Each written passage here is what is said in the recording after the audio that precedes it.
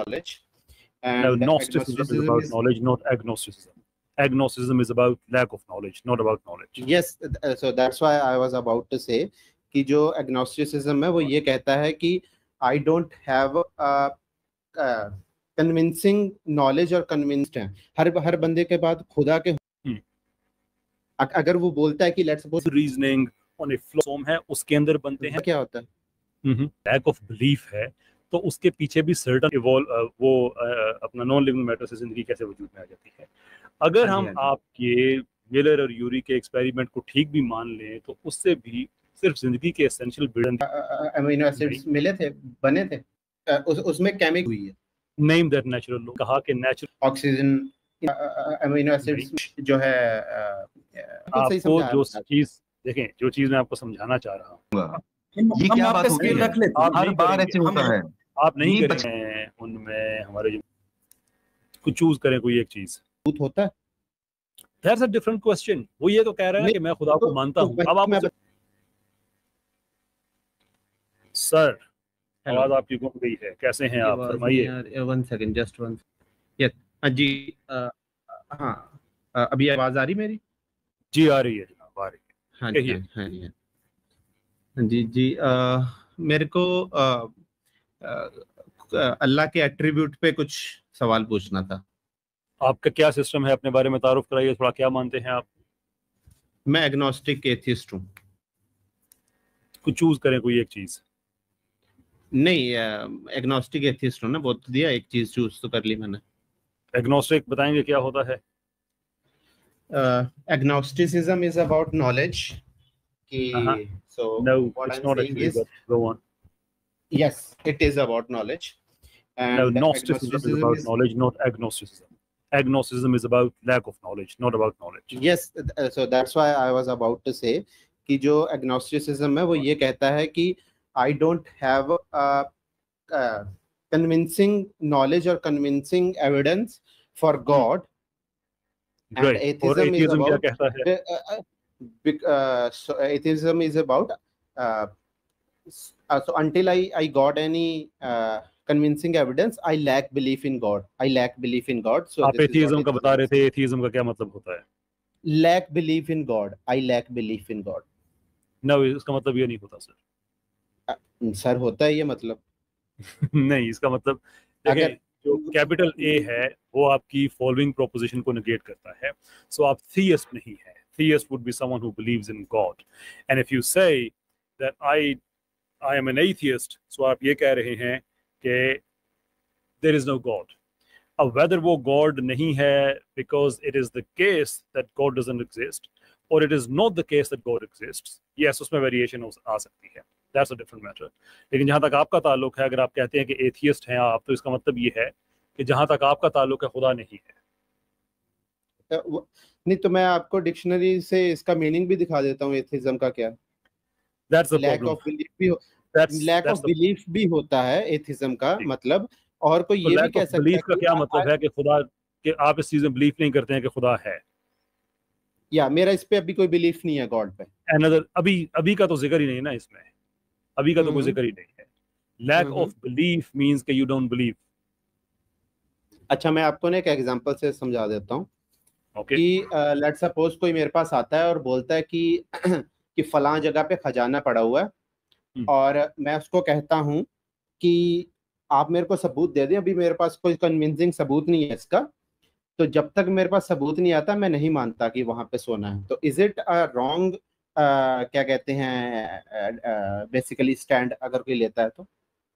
Yes, क्योंकि आपके दोनों स्टेटमेंट्स को जमा करें तो ये स्टेटमेंट ये बनती है कि मुझे ये तो नहीं पता कि वहाँ पे ख़जाना हो सकता है या ख़जाना नहीं हो सकता, लेकिन मैं ये कहता हूँ कि मेरा बिलीफ नहीं है कि ख़जाना है।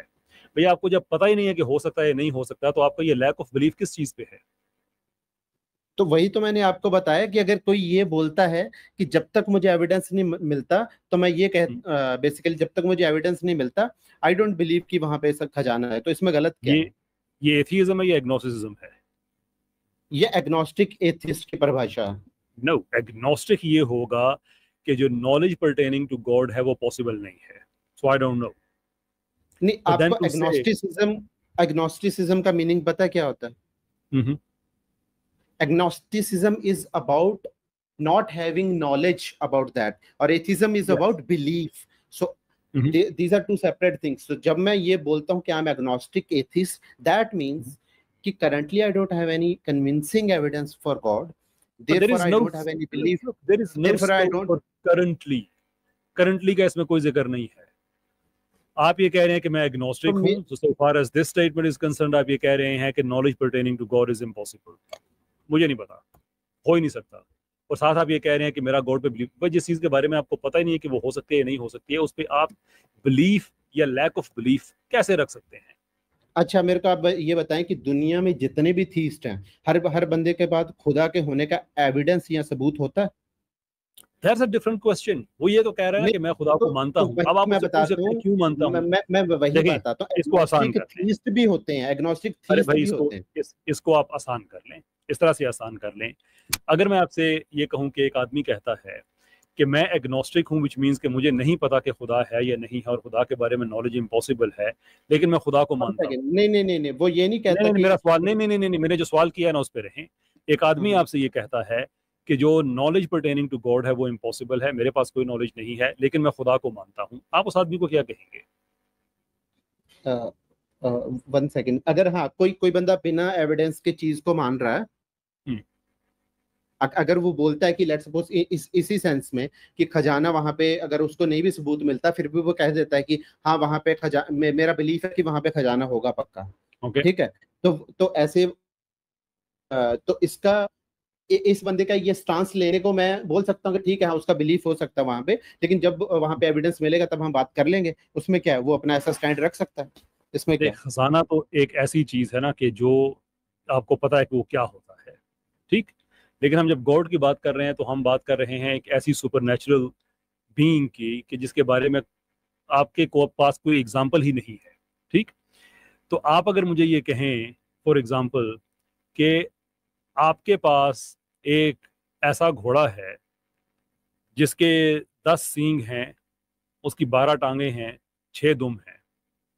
हाँ जी. तो मैं आपसे कहूं कि यार ऐसी चीज के बारे में तो नॉलेज पॉसिबल नहीं है, लेकिन मैं बिलीफ रखता हूं कि आपके पास ये है. आप क्या कहेंगे मुझे?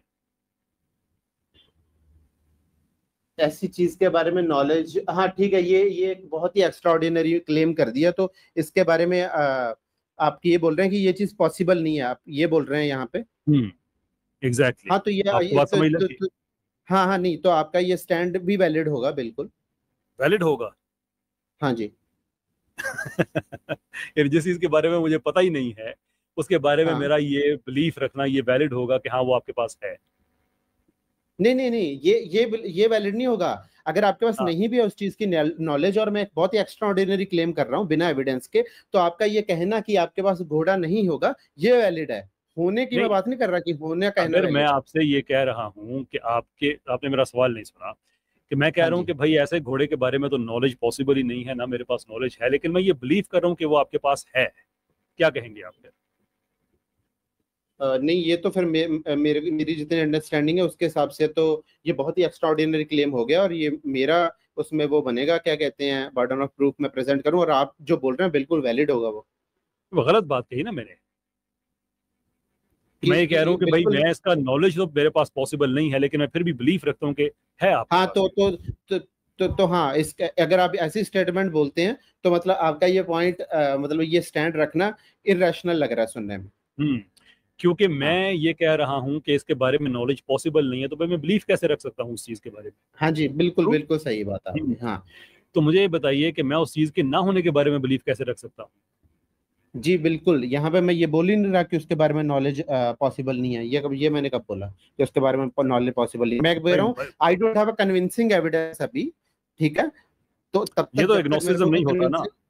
नहीं, आप बात के ना बिल्कुल करीब आके आप दूर चले गए हैं, बिल्कुल करीब. नहीं, मैंने आपको बिल्कुल आपको सही समझाया. मैं आपको जो चीज देखें, जो चीज मैं आपको समझाना चाह रहा हूँ वो ये है कि आप इस चीज को इस तरह से देखें कि जब आदमी कहता है ना कि मेरा इस चीज के बारे में बिलीफ है, तो उस बिलीफ के पीछे कोई ना कोई कन्विक्शन होनी चाहिए. लेकिन अगर मैं ये कहूं कि भाई मेरे पास नॉलेज नहीं है, तो इस लैक ऑफ नॉलेज पे मेरा कोई बिलीफ नहीं हो सकता. हाँ तो ठीक है, मैं वही पॉजिटिव। बोल रहा हूँ, मेरा बिलीफ हाँ, मेरा बिलीफ नहीं है गॉड पे, मैंने बोल तो दिया आपको, एथिज्म इज मैंने अबाउट आई मैंने लैक बिलीफ इन मैंने तो गॉड। ये कहा ही नहीं कि वो बिलीफ है क्या। मैं आपको हाँ जी। एग्जिस्टेंस ऑफ बिलीफ की बात कर रहा हूँ कि जहाँ पे लैक ऑफ नॉलेज हो, तो लैक ऑफ नॉलेज की बेस पे बिलीफ नहीं किया बनाया जा सकता। एग्रीड? नहीं, लोग बना लेते हैं बिलीफ फिर भी अरे उस भाई, चीज बना को, तो लोग कुछ भी सकते हैं, लोग सामने बट उसको मैं मूर्ति रख के इरेशनल उसको खुदा बोलूंगा। मान लेते हैं सारा। मैं उसकी बात नहीं कर हाँ, रहा। मैं हाँ आपको, तो मैं आप उसको एक लॉजिकल इरेशनल बोलूंगा। फिलोसफर हैं, मैं आपको लॉजिक और फलसफा सामने रख के आपसे कह रहा हूँ कि लैक ऑफ हम्म। नॉलेज पे बिलीफ क्रिएट नहीं हो सकता। ट्रू? नहीं नहीं, लैक ऑफ नॉलेज पे बिलीफ तो रख सकता है, आप ऐसे नहीं बोल सकते क्रिएट ही नहीं हो सकता, बट मैं उसे इरेशनल जरूर बोल सकता हूँ। अरे भाई, इरैशनल कहेंगे तो गलत, वो गलत है तो इरैशनल कहेंगे ना उसको। देखिए, इरेशनल हम इस सेंस में बोल सकते हैं, हमारे पास अभी जितनी नॉलेज है उस बेसिस पे मैं उसको इरेशनल बोल रहा हूँ। आपका बिल्कुल, आप ये बोल सकते हैं इस चीज को। इसका मतलब ये है कि किसी भी चीज के बारे में कोई भी बिलीफ रखने के लिए आपको कोई ना कोई नॉलेज जरूर चाहिए। ठीक जी। तो अगर मेरा इस चीज पे नॉलेज ही नहीं है कि ये घोड़ा ऐसा हो हम्म। सकता है नहीं हो सकता, तो मैं ये हम्म। बिलीफ नहीं रख सकता कि आपके पास ये घोड़ा है या घोड़ा नहीं है। अगर आप जी एग्नोस्टिक हैं और आपके पास ये नॉलेज ही नहीं है खुदा के बारे में, तो आप ये बिलीफ नहीं रख सकते कि गॉड है या गॉड नहीं है। जी जी बिल्कुल, इसीलिए मैंने आपको इन इसीलिए स्टार्टिंग मैंने में आपसे बोला जो कहा था फिर कि तो थैंक यू एक्सेप्ट करने के लिए। अब आप, इसीलिए मैंने आपसे कहा था कि चूज कर लें, एग्नोस्टिक हो जाएं या एथियस्ट हो जाएं। उस पर हम बात को आगे बढ़ाते हैं। शायद आपने समझा नहीं मैंने आपको स्टार्टिंग में बोला जो my understanding of atheism is कि I lack belief in God. आपको पहले भी बताया मैंने, आई लैक बिलीफ, मैंने यहाँ पे बोला ही नहीं कि मेरा Fine. बिलीफ है या नहीं। तो भाई उसके हाँ पीछे तो कोई मैंने ना कोई लैक, आपकी रीजन होगी ना कि मैं इस रीजन पे मैं कह रहा हूँ, बेस्ड ऑन दिस नॉलेज और हाँ माय थॉट कॉन्स्ट्रक्ट मेरा बिलीफ नहीं है। लेकिन वो हाँ जी जी। एग्नोस्टिसिज्म नहीं हो सकता, ये बात जहन में रखें। नहीं नहीं, it can't be one second, agnosticism. Agnostic atheist का मतलब मैंने आपको, मैं मेरे को लग रहा है सर्कल में घूम रहा है, शायद भाई आप नहीं अंडरस्टैंड करना चाह रहे। ये रिचर्ड लेकिन डॉकिंस लेकिन ने, रिचर्ड डॉकिंस ने ये टर्म कही थी, उसने गलत कही थी इसलिए कि उसको फिलोसफी का नहीं कोई पता नहीं नहीं है। नहीं और नहीं, हमारे जो जो पाकिस्तान इंडिया में जो लोग हैं उन्होंने इस टर्म को पकड़ लिया है। ये नहीं फिलोसॉफिकली मैंने तो एक आपको पॉसिबल पोजीशन है। जी मैंने अब मैं आपको अपने बारे में बताऊं कि कौन हूं, तो ये चीज बहुत साइड में रह जाएगी, क्योंकि वो मैं फैलिसी ऑफ अथॉरिटी और ये सब चीजें नहीं करना चाहता, लेकिन ये चीज मैंने मैं जरूर आपको कर, जरूर बताना। नहीं मैंने नहीं जरूर नहीं मेरे नहीं। सामने कोई आदमी जब अथॉरिटी के साथ आता है, फिलोसफर बन के आता है, तो मैं उसकी रिस्पेक्ट में उसी लेवल पे मैं ट्रीट करता हूँ। मैं उसको आम आदमी की तरह ट्रीट नहीं करता। सो या श्योर, नहीं नहीं मैं hold the authority, we will नहीं हैव अ नहीं good conversation. No, let's talk normally only, but I what I say कि मेरी जो I don't डेफिनेशन है want to, like, agnostics. maybe I don't want to talk normally. Maybe I want to go in deep waters, deep philosophical waters with you. How about that? Okay, we can talk about that if because I have few doubts about the attributes of God, the attributes which were presented to me, मेरे If मेरा you उन don't know चीजों के anything ऊपर। about God, then anything which is linked to God is absolutely meaningless so far as you are concerned. No no, There is no who is saying conversation. that? No no no. There is no So what conversation. I, so this is what I earlier told you कि what evidence or what understanding of God presented to me, for that I don't have any convincing evidence. This is वही तो मैं बोल रहा हूँ ना कि God का किसी ने मेरे को डेफिनेशन दी कि this is what a God is, so उसके ऊपर ही तो मैं बोल रहा हूँ ना कि मेरा इस पे लैक ऑफ बिलीफ है। तो उसी के, अगर कोई दावा करता है तो उसके एट्रीब्यूट्स में अगर मेरे को कॉन्ट्र, अगर मेरे तीनों लॉ जो हैं लॉजिक के फॉलो नहीं होते, उनमें से कोई चीज कॉन्ट्राडिक्शन में चली जाती है, तो मैं ये बोलूंगा कि ये तो आपका जो आपने जो इसका जो एविडेंस प्रेजेंट किया है ये लॉजिकल नहीं है, ये रैशनल नहीं है। तो मैं उसी नहीं, चीज पे बात करना चाहता हूँ। आपको जब किसी चीज के बारे में अगर आप कहेंगे ना कि मेरा लैक ऑफ बिलीफ है, तो उसके पीछे भी सर्टन नॉलेज होना चाहिए जिसकी वजह से वो लैक ऑफ बिलीफ है। फॉर तो वही तो एग्जाम्पल, नॉलेज, वही नॉलेज मैं आपको बता रहा हूँ ना। मैं आपको मेरे सामने का मुद्दा मुद्दा प्रेजेंट किया गया, वन बडी केम और उसने मेरे को लेकिन आप बोला। ये कहें ना फिर कि मैं नोस्टिक एथियस्ट हूँ, तो आदमी कहे कि आपके पास सर्टन नॉलेज है जिसकी वजह से आप एथियस्ट हैं और आप कह रहे हैं मेरा लैक ऑफ बिलीफ है, वो समझ में आने वाली बात नहीं है। आप ये नहीं कह रहे नहीं, हैं कि भाई बेसिक मुझे पता नहीं है, लेकिन उस लैक ऑफ नॉलेज की वजह से मेरा बिलीफ है कि गॉड एग्जिस्ट नहीं करता। ये शायद लैक ऑफ आपने बिलीफ पहले है। सुना, मैंने शायद सुना नहीं आपने, मैंने क्या बोला कि I don't have any convincing evidence, ये ये मैंने किस बोला लफ्ज का था। तर्जुमा कर रहे हैं, कन्विंसिंग ना होना, एग्नोसिज्म का? जी, ये नहीं है उसका नॉलेज के ये बारे में। नहीं है ट्रांसलेशन, ये नहीं है उसकी मैं- ट्रांसलेशन। जो मैं इसकी अंडरस्टैंडिंग ले रहा हूँ वो तो ये, इसलिए कि नॉलेज का ताल्लुक नॉस्टिसिज्म से है, लेकिन इंग्लिश लैंग्वेज का ये असूल है कि अगर आप कैपिटल ए को उस लफ्ज के पहले यूज करेंगे तो वो उस प्रोपोजिशन की नेगेशन में यूज होगा। सो जब आप कहेंगे एग्नोस्टिक तो इसका मतलब है लैक ऑफ नॉलेज, इसका मतलब लैक ऑफ कन्विंसिंग आर्गुमेंट नहीं है। जी आप बिल्कुल ये चीज बोल सकते हैं कि I don't have any convincing knowledge या कन्विंसिंग एविडेंस। ये एग्नोस्टिक एथिज्म वाले बात से निकले, use the right term, you are a logical philosopher as if there are illogical philosophers out there. नहीं तो वही जो हम यहाँ पे बात करने की कोशिश कर रहे हैं कि somebody came और उसने मेरे को गॉड की डेफिनेशन दी, और उसके बाद उसने और उस डेफिनेशन में ही मुझे अगर फ्लॉ लगता है तो मैं उस चीज पे बात करने की कोशिश कर रहा हूँ, उसके एट्रीब्यूट्स उसने प्रेजेंट किए तो उसी चीज पे तो मैं बात करने की कोशिश कर रहा हूँ। तो आप वो किस पे मुझे बताया ना, मैं एक एथियस्ट से बात करूँ या एक एग्नोस्टिक से बात करूँ? एग्नोस्टिक लोगों से वैसे मैं बात करता नहीं हूँ, एथियस्ट से ही करता हूँ, लेकिन आप बताएं, मैं अगर बात बने तो मैं किससे करूँ फिर? अच्छा ठीक है, मैं आपका मुद्दा रख देता हूँ, जो आपने समझना फिर उसके हिसाब से आप समझ लेना। नहीं, जो आप कहेंगे, लेकिन अगर गलत बात कहेंगे तो मैं कहूंगा नहीं भाई, इस तरह से बात नहीं बनेगी। नहीं, मैं वही बोल रहा हूँ, I lack belief in God, why? Because I don't have any convincing evidence for God, so this is my stand. अभी आप जिस तरीके ओके, तो आप इसको अगर एथिज्म के तौर पे ले रहे हैं तो okay, we can go ahead and continue our conversation, और आप मेरे को एथिस्ट बोल सकते हैं। राइट, ओके, ठीक। अब आपका जो एथिज्म है, अब हम इस बात पे आगे कि आप एथियस्ट हैं। अब हमारी जो ये स्ट्रीम है इसका नाम है योरिज्म वर्सेस इस्लाम। अब आप एथिज्म के बारे में मुझे बताएंगे कि इसमें वो कौन सी अच्छी चीजें हैं जो इस्लाम से बेहतर हैं, जिसकी वजह से आप समझते हैं कि इस्लाम गलत है।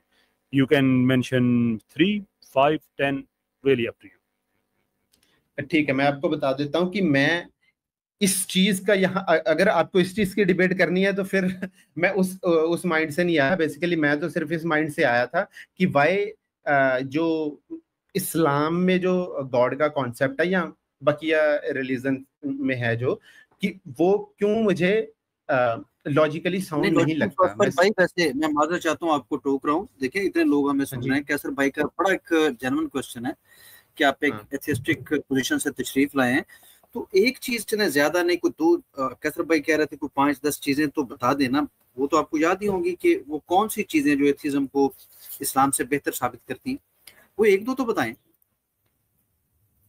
ठीक है, ठीक है, चलो एक चीज मैं बता देता हूँ कि commitment to evidence and reason.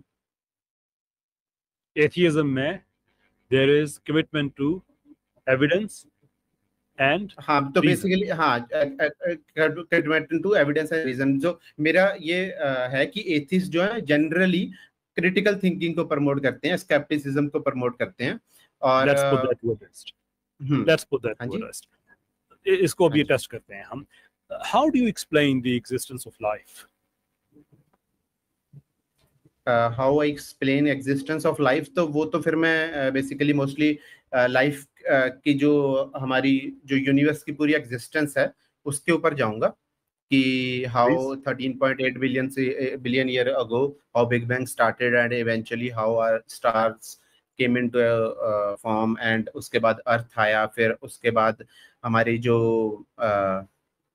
Evolution के जरिए ह्यूमंस बने। तो बेसिकली ये सारी चीजें हैं। इन बिटवीन हमारे पास बहुत सारे गैप्स हैं नॉलेज के, लेकिन हम स्टिल ट्राइंग टू फाइंड उनके लॉजिकली या फिर साइंटिफिकली उन चीजों को हम फाइंड करने की कोशिश कर रहे हैं। मैं भी मेरा सवाल ज्यादा मुश्किल था, मैं उसको आसान कर देता हूँ। जिंदगी को आप कैसे एक्सप्लेन करते हैं?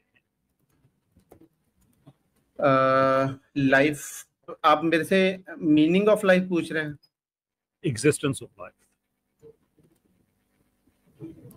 ओके, एग्जिस्टेंस ऑफ लाइफ थोड़ा सा और मेरे को नहीं समझ आया, क्या आप बोलना चाह रहे हैं?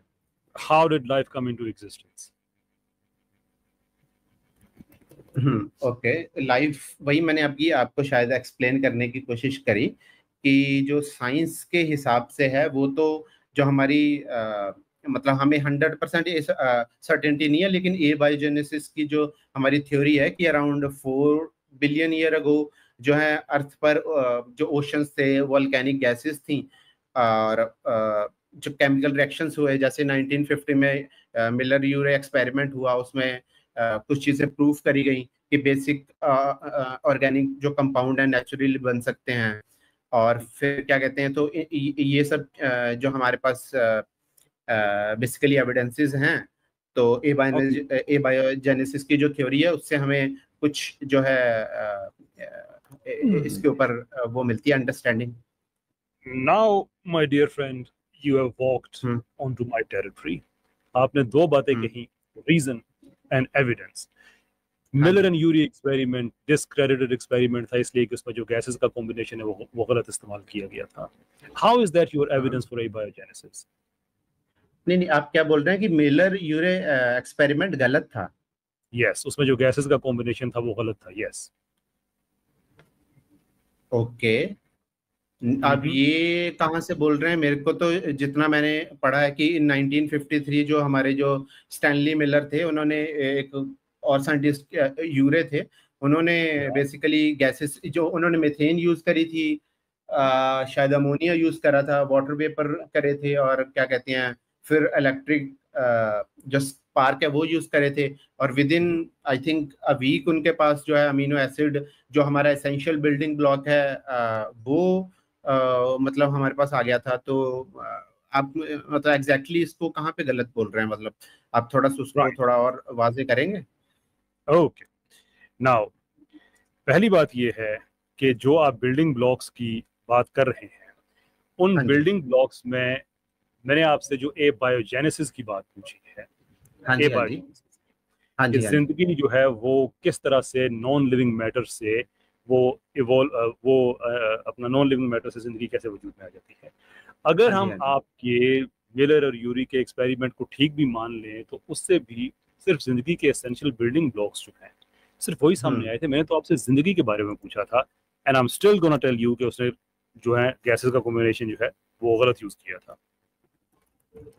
ओके, तो आप थोड़ा सा उसके लिए कुछ एविडेंस या कुछ प्रेजेंट कर सकते हैं? या श्योर, बहुत ज्यादा कर सकता हूँ, लेकिन मेरा जो आपसे सवाल है प्लीज मेरे को थोड़ा लिंक वगैरह को शेयर कर दे, फिर मैं जाके थोड़ा स्क्रीन पे दिखा भाई, मैं अभी आपको स्क्रीन पे दिखा देता हूँ। There is no. हाँ जी, अच्छा, मैं लाइव के बारे में आपको बता देता हूँ, ठीक है? तो लाइव बेसिकली वो जो उन्होंने वो तो जो यूरल मिलर ने वो जो बताया था, वो उन्होंने ये बताया था अमीनो एसिड हो गए और अपने जो न्यूक्लियोटाइड है कैन फॉर्म नेचुरली, उन्होंने बस ये बताया। फिर उसके बाद जो फॉर्मेशन ऑफ पॉलीमर है वो जो है अमीनो एसिड जो है वो प्रोटीन से लिंक करता है, और जो न्यूक्लियोटाइड है वो ज्वाइन करके हमारे आरएनए डीएनए बनाते हैं, ठीक है? तो ये सब सेलुलर एक्टिविटीज हैं। अभी तो हम बात कर रहे हैं अमीनो एसिड्स की। अमीनो एसिड्स वो आप कह रहे हैं जो सबसे पहले चीज बनी है वो अमीनो एसिड्स हैं, व्हिच मींस कि आप ये कह रहे हैं कि सेल की फॉर्मेशन से पहले अमीनो एसिड्स मौजूद थे, राइट? हाँ जी, हाँ।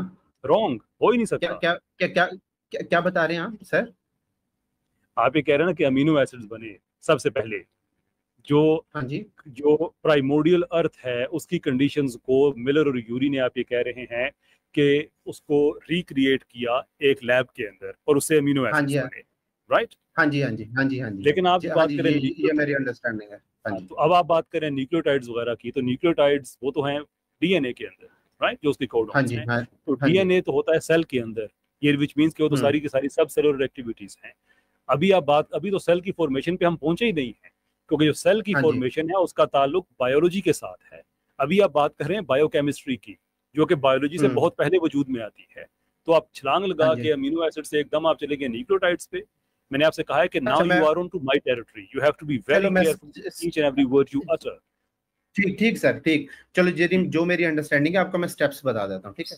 सबसे पहले बेसिक इंग्रेडिएंट, और उसमें लाइफ जो है वो जरूर मुझे बताइएगा वो कहाँ से आई। जितनी मेरी अंडरस्टैंडिंग मैं बता दूंगा, अगर कुछ उसमें गैप होगा तो मतलब जितनी अंडरस्टैंडिंग है उस हिसाब से बताऊंगा ना मैं आपको। अगर मेरे को आप बता देना कि यहाँ पे आप गलत हैं या कुछ है या आपके पास कुछ एक्स्ट्रा नॉलेज होगी तो ठीक है। उसके बाद हमारे पास इंग्रेडिएंट बने, तो उसके बाद मेरी अंडरस्टैंडिंग जो ये है अमीनो एसिड्स आपस में मिलजुल के कॉम्प्लेक्स बनते हैं।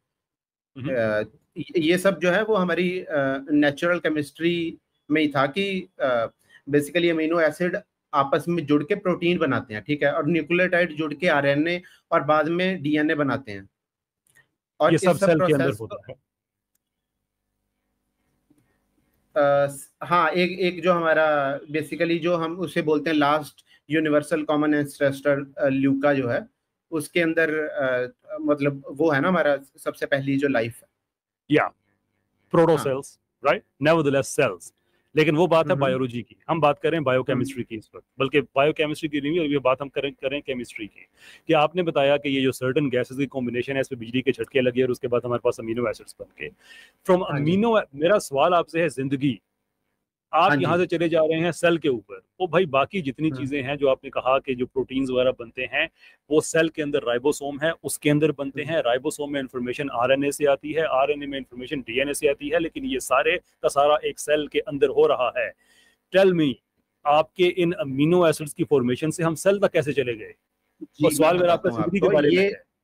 ये जो मॉडर्न सेल होता है ना, इसमें आप ये जो बोल रहे हैं कि ये जो आरएनए और प्रोटीन का जो है, लेकिन जो अर्ली अर्थ में कुछ मॉलिक्यूल्स ने क्ले के और रॉक्स के ऊपर बेसिकली सेम ही काम किया। जो एक मेरे को जो याद आ रहा है, जो हमारा एक क्ले है, उसको जो वो जो सिंपल हमारे लिपिड बबल जो है वो नेचुरल बना लेते हैं, इन्हें प्रोटोसेल। जी, ये दो अलग-अलग थ्योरीज है जिनकी आप बात कर रहे हैं और आप उनको मिक्स कर रहे हैं। नहीं, हाँ, ये दो डिफरेंट थ्योरीज है, लेकिन मैं आपको बता रहा हूँ कि ये दो हमारे पास जो अभी आप थर्मल वेंट को भी लेके आ जाएंगे और कहेंगे कि हाँ बस मुझे कुछ याद आ रहा है इसलिए ये सारा कुछ ठीक है। खैर, एक मिनट के लिए मैं आपकी इस बात को भी मान लेता हूँ कि आपने कहा कि वो जो शुरू में क्ले है उसमें ये था और वो था वगैरह वगैरह व्हाटएवर, ठीक। हाँ जी, हाँ जी, हाँ जी। हालांकि उससे भी जो सारे बिल्डिंग ब्लॉक्स हैं वो सारे नहीं बने, ये भी तजर्बा। अच्छा, मैं अगर आपको बात बताऊं तो एक मिनट के लिए हमारी डिस्कशन डिरेल हो रही है।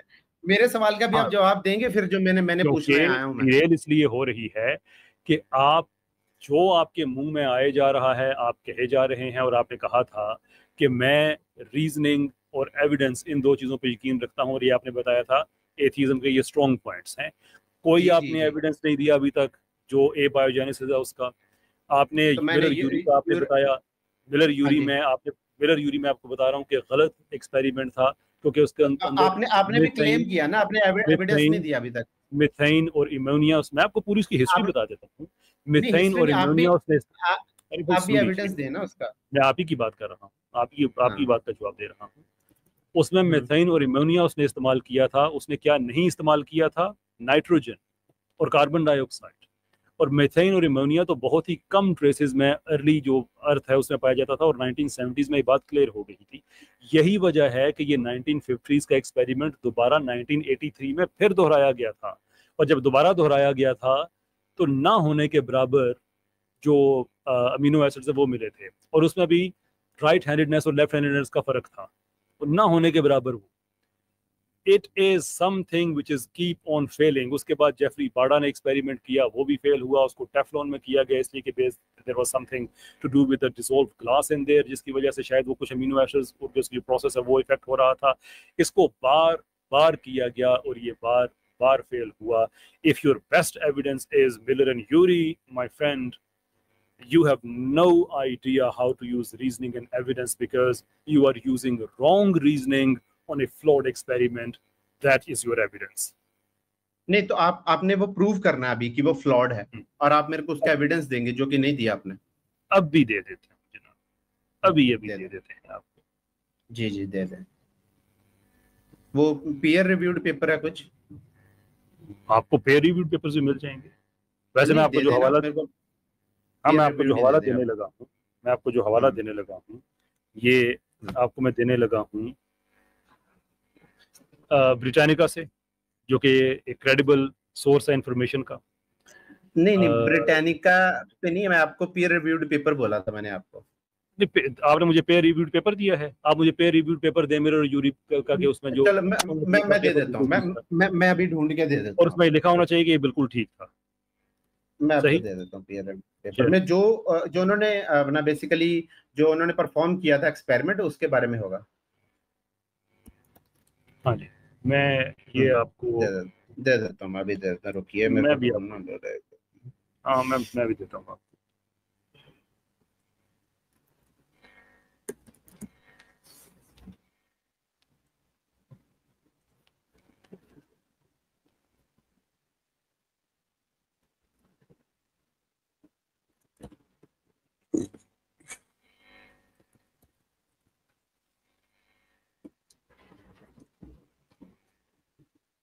ये हजरत देख लीजिए, नजर आ रहा है आपको,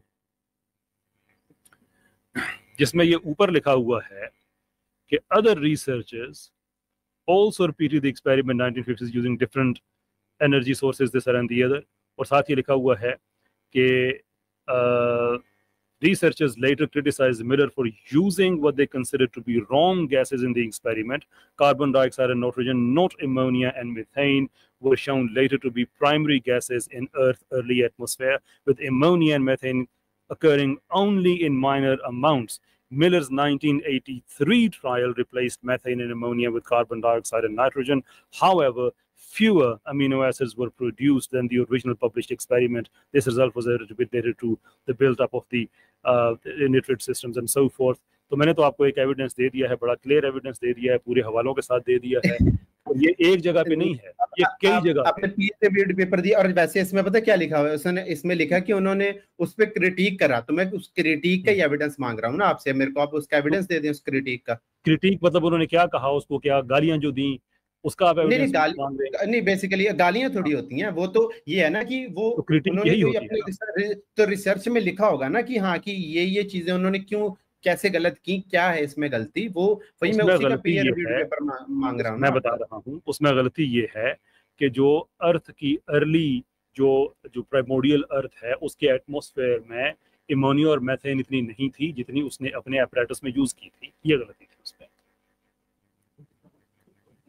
अच्छा, तो आप बोल रहे हैं कि जितनी उसने यूज करी थी उतनी नहीं थी, लेकिन जो मिलर यूरिया का ट्रेसेस थे, बहुत ही कम ट्रेसेस थे, और जो उसको यूज करना चाहिए था वो नाइट्रोजन और कार्बन डाइऑक्साइड था।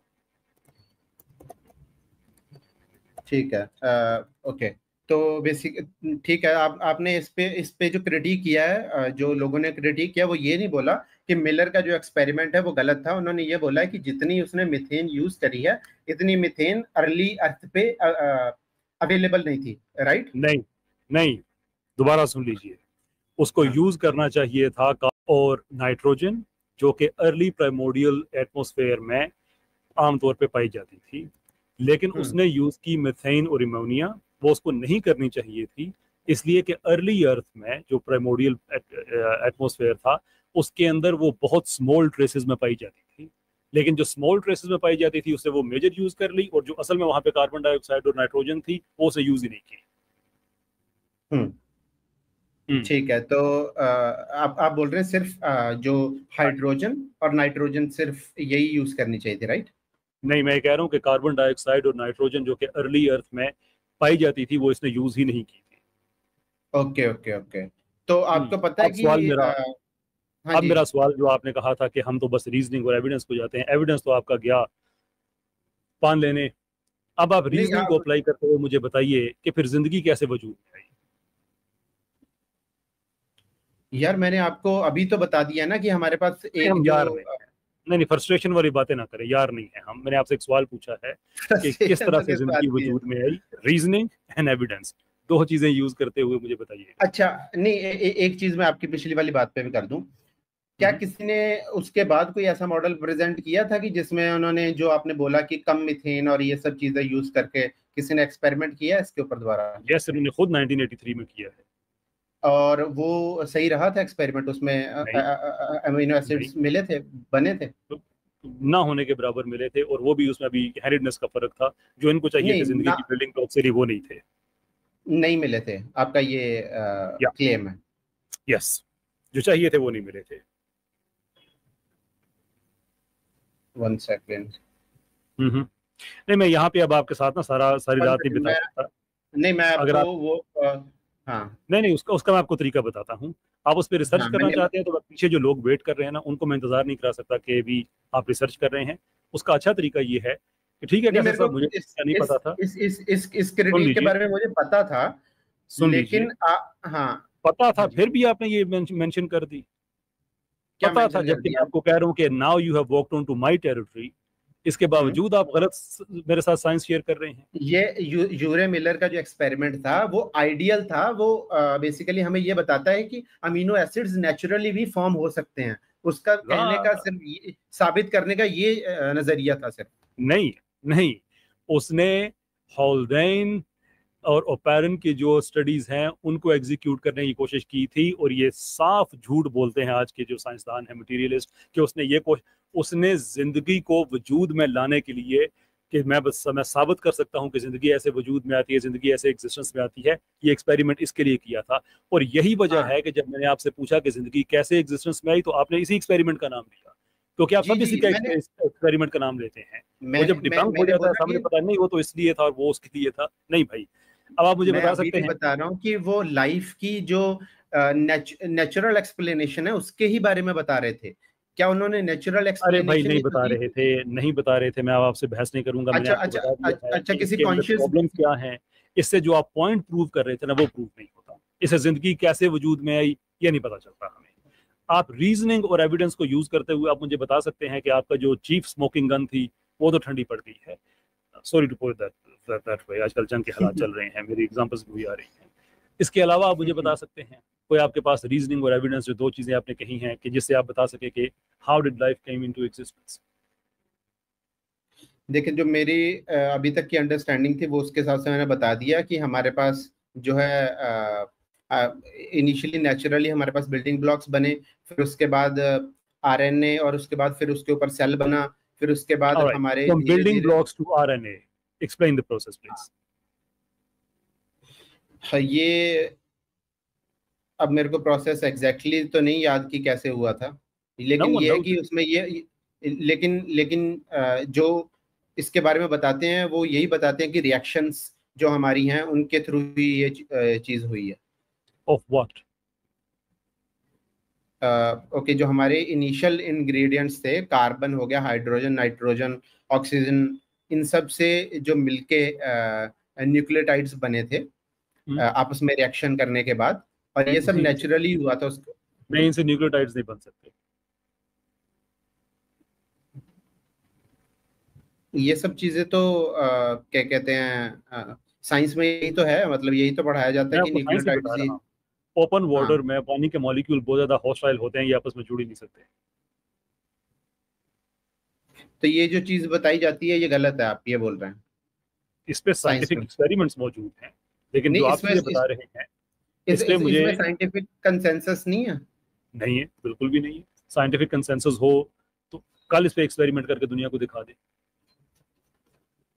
अच्छा, अगर मैं आपको इसके ऊपर भी कोई आपको पीयर रिव्यूड पेपर या कुछ दे दूं तो वो आप मानेंगे? ये पेयर रिव्यूड पेपर ऐसा दिखा दें जिसमें लिखा हुआ हो कि ये हमने एक्सपेरिमेंट कंडक्ट किया है, ये उसका रिजल्ट है। अगर आप मुझे बताएं कि ये हमारा हाइपोथेसिस है और उसको किसी ने पेयर रिव्यू किया है कि हाँ ये हाइपोथेसिस है, तो मैं ये मान जाऊंगा कि ये हाइपोथेसिस है, लेकिन मुझे एविडेंस चाहिए, हाइपोथेसिस नहीं। अच्छा ठीक है, मैं ठीक है, आपकी बात में मैं ले लेता हूँ, लेकिन मैंने इनिशियली भी आपको शायद बोला था कि कुछ हमारे पास जो नॉलेज का गैप है कुछ बहुत सारी जगहों पे, कि हमें नहीं एग्जैक्टली पता कि वो चीज़ें कैसे बनी थी, लेकिन उसके बाद जो बहुत सारी चीज़ें हमें ऐसी मिलती हैं जिससे हमें ये बिल्कुल डायरेक्शन मिलती है कि एवरीथिंग जो भी हो रही है वो नेचुरली ही हो रही थी। ये आपका बिलीफ है। अगर आपके पास नॉलेज की में गैप है तो उस नॉलेज के गैप की बेस पे आप ये बिलीफ कैसे क्रिएट कर सकते हैं? आप mind you are a person of reasoning and evidence. हाँ, मैं बताता हूँ। लेट सपोज हमारे आसपास अब तक जितनी भी चीजें हुई हैं, अगर उसमें हमें नेचुरल एक्सप्लेनेशन हर जगह मिली है, और तो फिर इस चीज में ये चीज इरेशनल कैसे है मानने की जो हमारे पास नॉलेज का गैप है वो नेचुरल नहीं हुआ? एग्जिस्टेंस की हमारे पास कोई नेचुरल एक्सप्लेनेशन है? नहीं, आपको मैंने अभी तो बता दिया नेचुरल एक्सप्लेनेशन क्या है। नहीं है। आपने मिलर यूरी बताया, वो डिस्क्रेडिटेड एक्सपेरिमेंट है, गलत एक्सपेरिमेंट है। वो एक्सपेरिमेंट गलत नहीं है, आप बोल रहे हैं कि उतने अमाउंट में वो सब चीजें प्रेजेंट नहीं थी, आपका नहीं, ये कहना? और जो प्रेजेंट थी वो यूज नहीं की गई।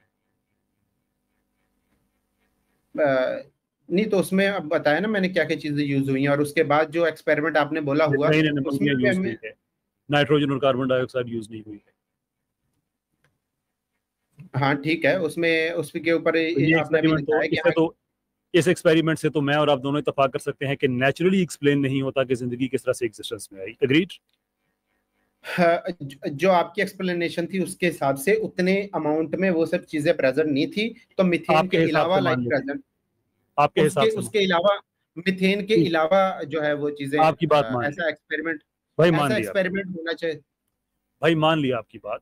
उन्होंने गैसेस भी ठीक यूज की, एक्सपेरिमेंट भी ठीक हो गया, अमीनो एसिड्स भी बन गए, लेकिन ये हार्डवेयर बना है। मैं आपसे लाइफ के बारे में पूछ रहा हूँ कि लाइफ कैसे एग्जिस्टेंस में आई। इसके ऊपर हमारे पास कोई अब अभी तक हमारे पास कोई बहुत अच्छा एविडेंस नहीं है, सीधी सी बात फाइन, यही है। इसलिए हम दोनों एग्री कर सकते हैं कि लाइफ के वजूद में आने की कोई नेचुरल एक्सप्लेनेशन हमारे पास नहीं है। ट्रू?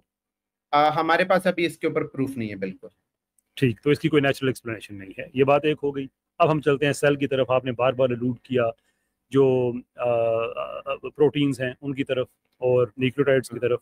आप मुझे नेचुरल एक्सप्लेनेशन दें कि डीएनए जो प्रोटीन्स बनाने के इंस्ट्रक्शंस इशू करता है, वो डीएनए से आरएनए में कॉपी होते हैं, वहाँ से उनकी एक तरह की वेरिफिकेशन होती है, गैर ज़रूरी हिस्से काटे जाते हैं, उसके बाद वो राइबोसोम में जाते हैं और प्रोटीन्स बनते हैं।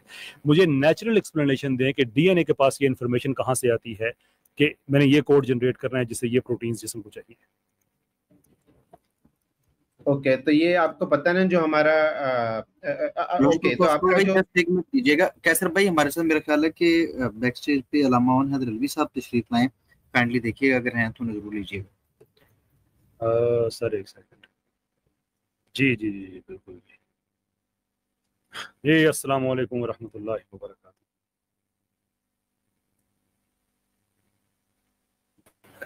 वालेकुम अस्सलाम रहमतुल्लाहि व बरकातहू। आप कैसर भाई अपनी बात जारी रखिए। और कैसर भाई इनको दुरुस्त कर दीजिए थोड़ा सा, इधर ये इसको ना ये ले आउट और ये मेरे वाले लोगों को नीचे कर। सर वो मुफ्ती अलैना को पता है, मैं छेड़ूंगा तो पता नहीं क्या हो जाएगा इस मामले में। कैसर भाई ठीक ठाक जाहिल आदमी है तो हम ऐसे ही बात जारी रखते हैं।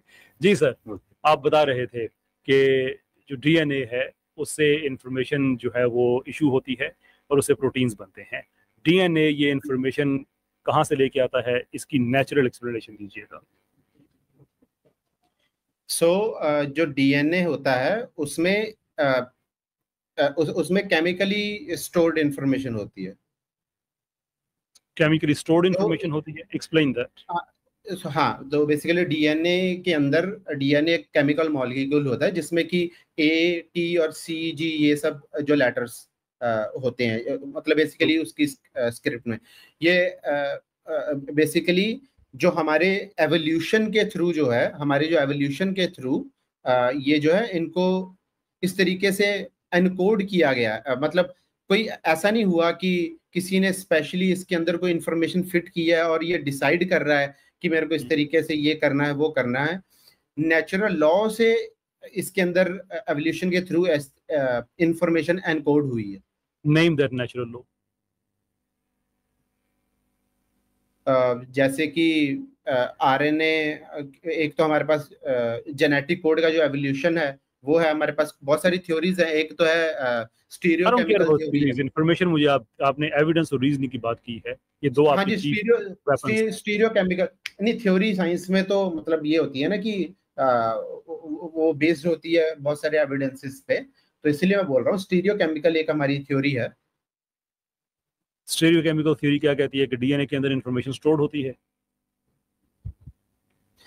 नहीं, वो ये बोलती है कि कुछ अमीनो एसिड्स और उसके कोरस्पॉन्डिंग जो वो हमें ये बताती है कि ये जो डीएनए के अंदर इंफॉर्मेशन कैसे आई, ये जो जेनेटिक कोड है इसका ओरिजिन कैसे हुआ, वो हमारे ये तो हमें समझ लग गई भाई। डीएनए के जो न्यूक्लियोटाइड्स हैं वो क्या कहते हैं, केमिकल बेस्ड हैं, या वी गेट दैट, लेकिन वो न्यूक्लियोटाइड्स 4 हैं, ये बात आपको पता है? हाँ जी, 4 हैं। हाँ, मतलब जो मैंने अभी आपको बता दिया ना, ए, टी, सी, जी, ठीक। जी। लेकिन जो कोड इशू होता है वो इन 4 पे नहीं होता, इन 4 में से किसी 3 पे होता है। डीएनए ये सेंस कैसे लेके आता है कि इन 4 में से मैंने कौन से 3 लेटर्स की कॉम्बिनेशन यूज करने हैं, for example ATT, ATC, GTA, so fourth, so on so forth। वो कैसे ये उसको पता चल जाता है कि इन 4 में से मैंने कौन से 3 कोडोन्स यूज करने हैं, जिसको फिर वो आरएनए में भेजता है, सो फोर्थ। बाकी बातें बात की, मुझे नेचुरली एक्सप्लेन करके बताएं कि डीएनए के पास ये इन्फॉर्मेशन कहाँ से आती है कि 4 में से कौन से 3 मैंने यूज करने हैं और रिपीटेडली यूज करने हैं, और हर दफा नए 3 का कॉम्बिनेशन बनेगा। देखिए, जो मेरे को पता है वो ये पता है, वो केमिकल रूल्स फॉलो करता है, ऐसा कुछ सोचने की उसमें वो नहीं है। वो रूल्स किसने तय किए? वो तो नेचुरल रूल्स है ना, मतलब हम उसको कहाँ से नेचुरल रूल है? नेचर ने खुद बनाए वो rules.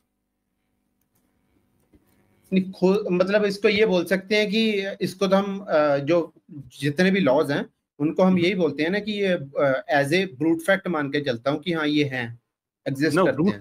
Brute fact is just an expression of ignorance. आप ये कह रहे हैं कि वो नेचुरल रूल्स को फॉलो कर रहे हैं, मैं आपसे पूछ रहा हूँ कि वो रूल्स नेचर ने बनाए हैं?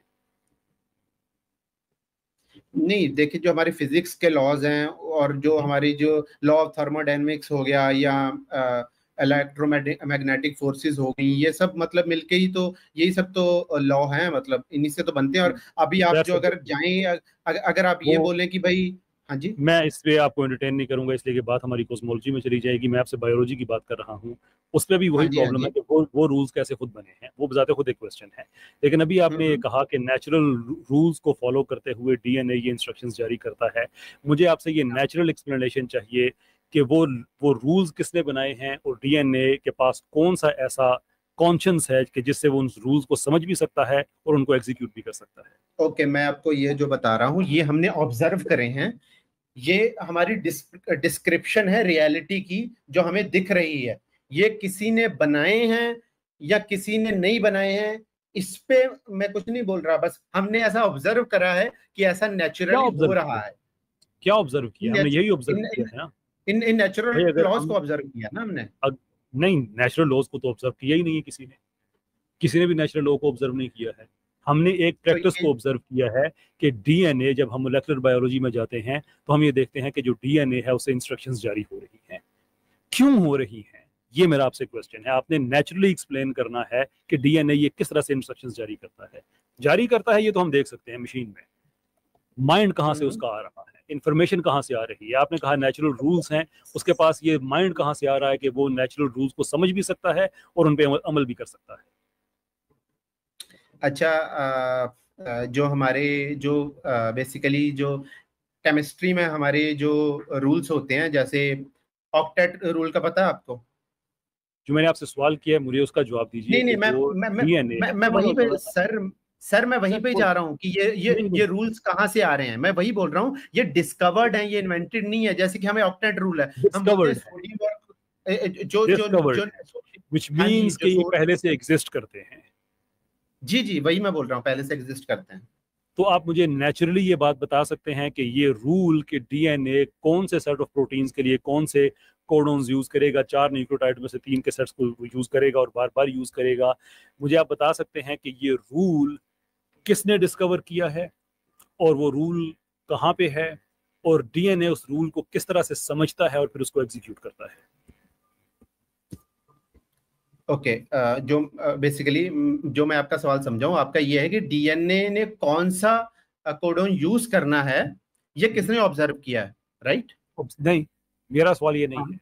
ऑब्जर्व हम उसको कर सकते हैं, मोलेकुलर बायोलॉजी में कर सकते हैं। सवाल ये है कि वो किस तरह से डिसाइड करता है कि मैंने 4 में से कौन से 3 इस पर्टिकुलर लाइन के लिए, इस पर्टिकुलर सेट ऑफ इंस्ट्रक्शंस के लिए 4 में से 3 मैंने यूज करने हैं और फिर मैंने अगले 3 कौन से करने हैं, फिर अगले 3 कौन से करने हैं, फिर अगले 3 कौन से करने हैं।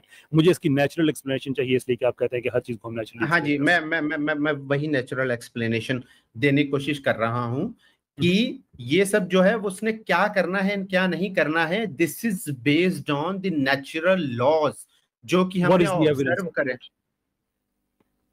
तो वही तो हमारे जो हम चीजें देख रहे हैं उसी के बेसिस पे तो बता रहे हैं कि ये जो हमारे, अभी आपको मैंने केमिकल रूल बताने की कोशिश करी यहाँ पे कि एन जो सोडियम है, और हाँ जी बताएं। नहीं, आप ये देख रहे हैं कि एक चीज हो रही है, मैं जो उसके जी। बैक एंड मैकेनिज्म्स हैं उसकी नेचुरल एक्सप्लेनेशन मांग रहा हूँ। That's all what I am asking for. तो आपने एक मजदूर को देखा, उसने ईंटें उठाई, यहाँ से वहां तक लेके चला गया, ये हमने ऑब्जर्व किया है, but we can make sense of it कि वो ऐसा क्यों कर रहा है। इसलिए कि उसको किसी ने इंस्ट्रक्शंस दी हैं, जिसने उसको हायर किया है, जिस मिस्त्री के साथ काम कर रहा है, जो ठेकेदार है, जो उसने नक्शा कमरे का देखा है, this and the other. Okay, we can say that person has conscience, is intelligent enough to understand the instructions, and now that person is executing those instructions. When it comes to DNA, we can observe that it is generating codes, and those codes eventually translate into proteins. But how does it do so is my question, and you think that can be explained naturally. I'm asking you to give me that natural explanation. One last time, if you have it, give it to me. If you don't, just say, I don't know. That simple. Okay, जो मेरे पास basically यही है understanding जो है कि हमारे पास जो chemical rules हैं जो हमने ऑब्जर्व करे हैं, उन्हीं के बेसिस पे जो ये जेनेटिक कोड के माध्यम से ये चीज डिसाइड होती है डीएनए के द्वारा। मेरे को इतना पता है। देखिए, सो बेसिकली नेचुरली एक्सप्लेन आप नहीं कर सकते। एग्रीड? नहीं, नेचुरली तो एक्सप्लेन किया मैंने, ये कहा नहीं है नेचुरली कि केमिकल रूल्स होते हैं, ये आपकी नेचुरल एक्सप्लेनेशन है।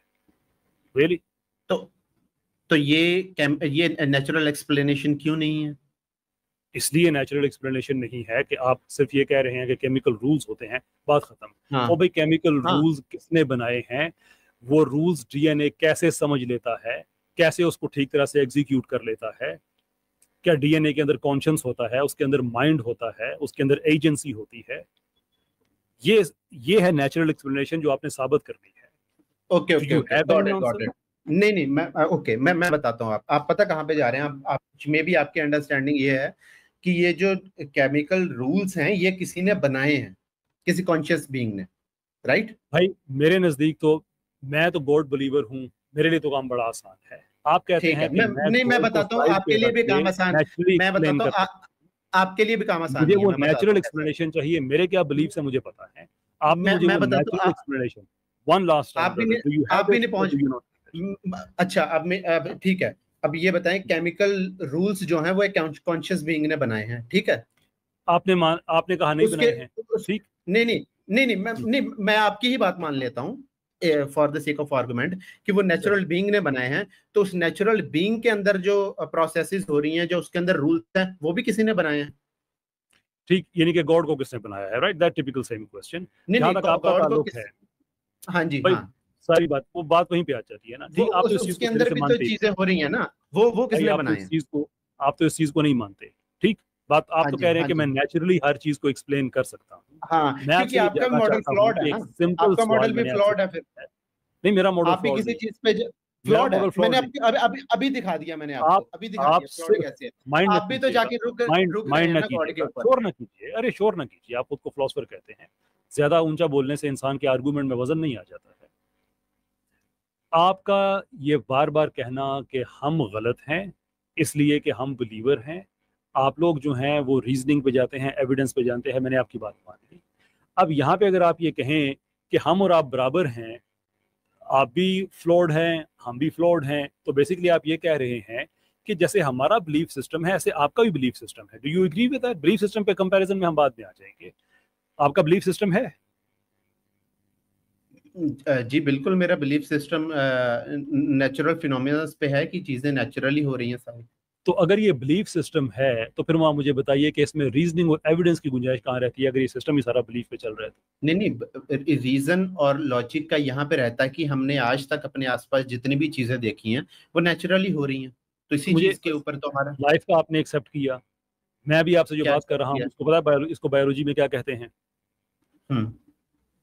पता क्या कहते हैं इसको सेंट्रल डोगमा ऑफ बायोलॉजी कहते हैं। सेंट्रल डोगमा ऑफ बायोलॉजी की मैं आपसे नेचुरल एक्सप्लेनेशन पूछ रहा हूँ आपके पास सिवाय एक बात के केमिकल रूल्स होते हैं, which is not an answer by any stretch of imagination. Any sane person can see right through this. ये कोई जवाब नहीं है, it isn't an answer. आप उसको नेचुरली एक्सप्लेन नहीं कर सकते। दो चीजें मैंने आपसे डिस्कस की हैं। नेचुरली ही तो मैं ऑकम रेजर का रूल लगा के मैं इसको नेचुरली एक्सप्लेन कर रहा हूँ कि ये ब्रूट फैक्ट है, ये है, हमेशा से ही है। ऑकम्स रेजर आप यहाँ पे लगाएंगे, किस तरह से लगाएंगे कि जो सिंपल मोस्ट एक्सप्लेनेशन है उसको मान लें, राइट? जी बिल्कुल। तो सिंपल मोस्ट एक्सप्लेनेशन के लिए भी एक ऑपरेटिव वर्ड है उसके अंदर, एक्सप्लेनेशन वो कहाँ पे है? तो वही तो मैं बोल रहा हूँ ना कि ये जो रूल्स हैं ये हमेशा से हैं, यही ऑकम रेजर सिंपल एक्सप्लेनेशन यही है। कोई अगर ओकम आप रेजर खुद उसके हमेशा से नहीं है। अरे आप चीज को शायद उस तरीके से लेना नहीं चाह रहे। अगर आप उसके ऊपर भी एक और कॉम्प्लेक्स चीज लगा दें कि नहीं उससे भी एक कॉम्प्लेक्स चीज है, ओ और भाई, हम और फिर देखें, उसी लूप में फंस जाएंगे। जूं ही आप कहेंगे कि इस पे ओकम्स रेजर लगाएं, तो बेसिकली आप ये कह रहे हैं कि मेरे पास नेचुरल एक्सप्लेनेशन नहीं है, because Occam's razor is all about simplicity. It's all about के जो ज्यादा कॉम्प्लेक्स चीजें हैं उनको छोड़ दो, जो सिंपल एक्सप्लेनेशन है अब उसको मान लो। लेकिन उस सिंपल नहीं एक्सप्लेनेशन के अंदर जो मेन वर्ड है ना वो है एक्सप्लेनेशन। भाई वो तो आप दे दें, 1000 एक्सप्लेनेशन सर, है ना, उसमें से आसान नहीं तरीन मान मैं लेंगे, ओकम, बात खत्म हो गई, एंड ऑफ स्टोरी। लेकिन जब आप ये कहें कि मैं एक्सप्लेन ही नहीं कर सकता कि डीएनए किस तरह से ये इंफॉर्मेशन डी कोड करता है फिर एनकोड करता है, उससे प्रोटीन्स बनते हैं, do you have any natural connection there? Any? नहीं गिव मी मैंने वन। आपको वन। नेचुरल कनेक्शन दे दिया कि हमारे जो लॉज ऑफ केमिकल रिएक्शन हैं वो हमेशा से हैं, और उन्हीं के बेसिस पे ये सब चीजें हो रही हैं, मैंने आपको बता दिया। इसी लॉजिकल फिलोसफर जो एथियस्ट्स है ना, इनको प्यार से मैं चांसिस्ट कहता हूँ और इर्रेशनल कहता हूँ, इसी वजह से नहीं कि इसमें आप एक इरेशनैलिटी क्या है? इर्रेशनैलिटी ये है कि आप ये कह रहे कि हैं ब्रूट कि फैक्ट को मानना इरेशनैलिटी है। मैं नेचुरल एक्सप्लेनेशन दे सकता हूँ और मेरी नेचुरल एक्सप्लेनेशन है केमिकल रूल्स। और लॉजिकल फिलोसफर, नेक्स्ट टाइम आए तो आपसे बात करके अच्छा लगेगा। अरे चल, अब मेरा मेरा मेरा भी देख सवाल ले ले, मेरा भी एक सवाल ले ले, जो मेरा भी मेरी सर आपसे एक सवाल ले ले, मेरी जो आपसे मेरा भी एक दरखास्त सवाल ले है, ले, नहीं, मैं मेरी भी आपसे एक कोई सवाल सवाल नहीं ले ले ले। रहा, कोई सवाल नहीं ले रहा मैं आपसे। आपने मुझे ये बताना था, आपने तो मुझे ये मैंने बताना आपके था, आपने मेरे आपने को बहुत बहुत सवाल बदतमीजी किया, नहीं मैंने की भाई। जवाब देने की कोशिश करी है। इसलिए सवाल किए कि ये जो लाइव स्ट्रीम हम करते हैं, इसमें आप जैसे लोग जो खुद को साइंस का प्रिंस और फिलोसफी का किंग और पता नहीं लॉजिक का एम्परर और पता नहीं क्या समझ के इस्लाम को डमीन कर रहे होते हैं, we put them to a test and let them know कि इस्लाम तो से बेहतर आपके पास कुछ भी नहीं है, तो नथिंग व्हाटसोएवर। तो दो इस्लाम चीजें पे भी अभी आ आपसे जाते हैं हुई फिर, हैं भाई, मेरी पूरी बात इस्लाम पे सुनिए, भी आ जाते मेरी हैं, पूरी आपकी बात। भी थ्योरी पे आ जाते आपने हैं, जो आप क्या बताना, एक्सप्लेन करते हैं? आपने एक चीज, लॉजिकल फिलोसफर, मैंने आपसे आगे कहा है कि हम्म। जो फिलोसफर है वो कुछ भी होता है, वो बदतमीज नहीं होता। आराम से अपनी बारी का इंतजार करें, मैं आपको पूरा मौका देता हूँ। मैं ये ऑडियंस के लिए समरी रख रहा हूँ, सिर्फ आपसे बात नहीं हो रही है, सारी ऑडियंस देख रही है। इस वक्त मुख्तलिफ प्लेटफॉर्म से हमें 2000 से ज्यादा लोग देख रहे हैं। Thank you people, by the way. Now, आपसे जो जो बात हुई, आपने कहा कि इस्लाम से बेहतर हमारे पास ये है कि हमारे पास रीजनिंग है और एविडेंस है। मैंने आपसे दो चीज़ों के बारे में पूछा, दोनों पे आप ना रीजनिंग अप्लाई कर सके ना ही आप एविडेंस दे सके। एक आप मान गए, दूसरी पे आपने जिद लगाई कि बस केमिकल रूल्स हैं, बात खत्म, end of story. Beyond that you have nothing to say. You can't even explain के वो रूल्स कहाँ से आते हैं, यू कांट इवन एक्सप्लेन के वो रूल्स डीएनए समझता कैसे है, उसको एग्जीक्यूट कैसे करता है। तो आपको दिखाने का मकसद ये है कि आप लोगों ने खुद पे जो टाइटल लगाए हुए हैं, ये हवा के घोड़े से थोड़ा सा नीचे उतरें। आप भी इंसान हैं, आपको ना आप लोगों को ना फिलोसफी की समझ है ना साइंस की समझ है। आप लोगों ने दो चार चीज़ें इधर उधर से पढ़ी हुई हैं और उसके बाद आप इंटरनेट पे जाके देखते हैं कि कूलेस्ट टाइटल कौन सा है, और in my case logical philosopher, let's go and be that. It doesn't work like this. The day you come up with something जो आपके बिलीफ सिस्टम में इस्लाम से बेहतर है, I be very very happy to entertain you. But if you just gish gallop everything, दो चार scientific term सुनी, Miller Urey और अपना क्या कहते हैं राइबोसोम और प्रोटीन्स, ना, यहाँ पे काम नहीं चलेगा। Every claim that you guys make, we will put that to a test. फरमाइए सर। सर, लॉजिकल फिलोसफर, आवाज नहीं आ रही है आपकी? जी अब आ रही है सर? जी आ रही है। हाँ जी, तो अब मैं सवाल रख सकता हूँ अपना? आपको मेरी बात समझ लग गई है? नहीं, मेरे को आपकी बात बिल्कुल समझ लग गई है। आपने पूछिए। काफी जो है एबडोमिनम करने की कोशिश करी, मेरे ऊपर अटैक करने की कोशिश करी, लेकिन इट्स ओके, मैंने जो अपना मेरा मौक़िफ़ था एडोमिनम वो मैंने चीज रख होती दिया। है जो एडोमिनम वो चीज होती है जो गलत होती है लेकिन किसी पे अप्लाई की जाए। मैंने आपके सामने एविडेंस रखा है कि मैंने आपसे फला फला सवाल पूछा है नहीं नहीं नहीं और नहीं, आपके पास उसका जवाब नहीं है। ये एडोमिनम नहीं है, ये रियलिटी है, ये ट्रूथ है। सवाल कीजिए। इस सर्कल में नहीं जाते, मैं सवाल करता हूँ, ठीक है? तो एक टाइमलेस खुदा दुआ का कैसे रिस्पॉन्ड करता है? अगर वो टाइमलेस है तो वो कैसे रिस्पॉन्ड नहीं कर सकता? जो रिस्पॉन्स है वो ऐसा होता है कि आपने दुआ सुनी फिर रिस्पॉन्ड किया, तो ये तो चेंज हो गया। Time is measurement of the change. तो फिर यहाँ पे वो टाइम और क्या होती है टाइम की एक्सप्लेनेशन? जो हमने टाइम को डिकोड किया हुआ घड़ियों में, ये वो टाइम नहीं है जो टाइम एक यूनिवर्स के अंदर एक प्रोसेस चल रहा है, वो अपनी जगह पे एक चीज है, that is relative to me. लेकिन जो टाइमलेस गॉड है is not relative to that God, and that is the answer to your question कि मेरे लिए रिलेटिव है जिसके अंदर मैंने दुआ मांगनी है, लेकिन वो गॉड इस टाइम के अंदर बाउंड नहीं है। मैं जब भी मांगूंगा वो उसको सुन लेगा। That God would have been in problem कि अगर वो भी टाइम बाउंड होता तो मेरा टाइम यहाँ चल रहा है, उसका टाइम वहां चल रहा है, तो फिर मेरी दुआ उस तक पहुंचेगी नहीं पहुंचेगी, कब पहुंचेगी, that would have been a problem. पर इफ टाइम इज रिलेटिव, सारी बात, अगर कोई एक चीज है जो टाइमलेस है, वो रिस्पॉन्ड कैसे करती है? आप मेरे को ये बताएं ना। रिस्पॉन्ड करने के लिए तो पहले, अगर वो टाइम के अंदर बाउंड ही नहीं, सुना अब और बाद में फर्क आ गया ना। रिस्पॉन्ड में नहीं, रिस्पॉन्ड का मतलब क्या तो मैं आपसे कह रहा हूँ, इसलिए तो मैं आपसे कह रहा हूँ कि अब और बाद, यही तो मैं आपसे कह रहा हूँ कि अब और तब ये गॉड पे अप्लाई ही नहीं। आप मेरे को बताएं कि अच्छा लॉजिक गॉड पे अप्लाई नहीं होता। आपको अंदाजा है कि मैं आप ही की बात का जवाब दे रहा हूँ। अगर मैं आपके क्वेश्चन की रिस्पेक्ट कर रहा हूँ, जवाब देके, तो ये जवाब सुन के आप भी अपने क्वेश्चन की रिस्पेक्ट कर लें, कुछ नहीं होगा। आपका ये सवाल फ्लॉड इसलिए है कि आप ये कह रहे हैं कि जो टाइम से बियॉन्ड होता है वो दुआ सुन नहीं सकता। You have to give the evidence of that कि वो नहीं सुन सकता। हालांकि इसी में आपके सवाल का जवाब है कि अगर मैं टाइम के अंदर बाउंड हूँ और टाइम रिलेटिव मेरे लिए, वो खुदा के लिए नहीं है, विच मीन्स कि मैं जब भी दुआ करूंगा वो सुन लेगा। ये मसला उस वक्त होता कि अगर खुदा भी किसी टाइम के अंदर बाउंड होता तो मेरा टाइम मेरे लिए रिलेटिव है, उसका टाइम उसके लिए रिलेटिव है, मेरी दुआ उस तक कब पहुंचेगी नहीं पहुंचेगी, that would have been a problem. लेकिन अगर वो खुदा है ही टाइमलेस, टाइम के बाउंड के अंदर है ही नहीं, तो मैं जब भी दुआ मांगूंगा उस तक पहुंच जाएगी, बात खत्म। सर वही मैं पूछ रहा हूँ, लेट्स सपोज एक आउट ऑफ टाइम एक एंटिटी है, ठीक है, आपने दुआ करी या उसने दुआ सुनी, फिर उसने रिस्पॉन्ड किया ना, तो वो फिर रिस्पॉन्ड कैसे कर सकता है जब आप बोल रहे हो वो टाइम में नहीं है? क्योंकि टाइम मेरे लिए रिलेटिव है, गॉड के लिए नहीं है। तो बेसिकली गॉड बाद में, तो यहाँ पे कॉज एंड इफेक्ट गॉड कैसे कर रहा है? यहाँ पे चीजें कैसे कर रहा है वो जब टाइम ही नहीं है? तो मतलब कुछ का होने के लिए कुछ चेंज चाहिए होता है ना, तो चेंज का मतलब ही टाइम है फिर।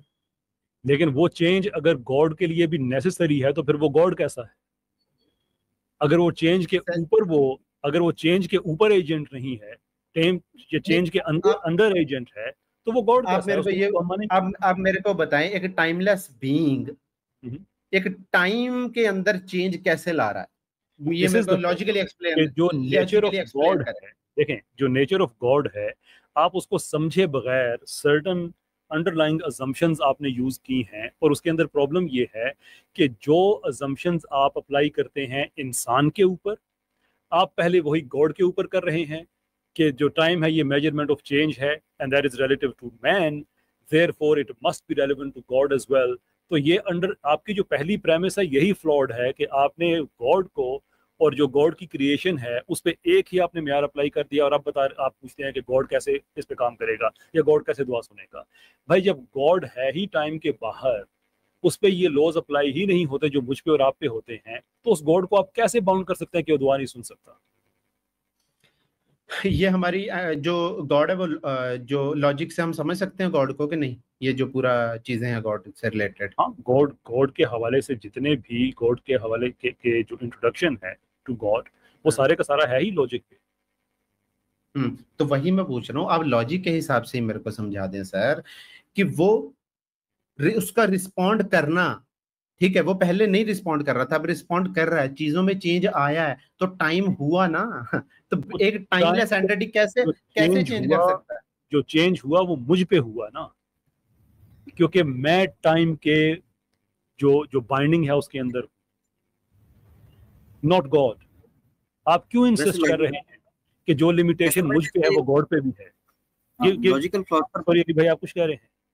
जी कैसर भाई, मैं इनसे ये जानना चाह रहा हूँ, क्योंकि फिलोसफर हैं, मैं ये जानना चाहता हूँ कि टाइम के बारे में पहले तय कर लेना कि ये भाई जो टाइम है इसको आप क्या मानते हैं? मैंने अभी इसकी डेफिनेशन बता हुई है, मैंने इसकी मैंने डेफिनेशन सुन ली, प्लीज रुकिए तो सही, रुकिए। चेंज आपने कहा जी मेजरमेंट ऑफ चेंज, ठीक है, अब इसका कहीं से आगाज हुआ है या नहीं हुआ?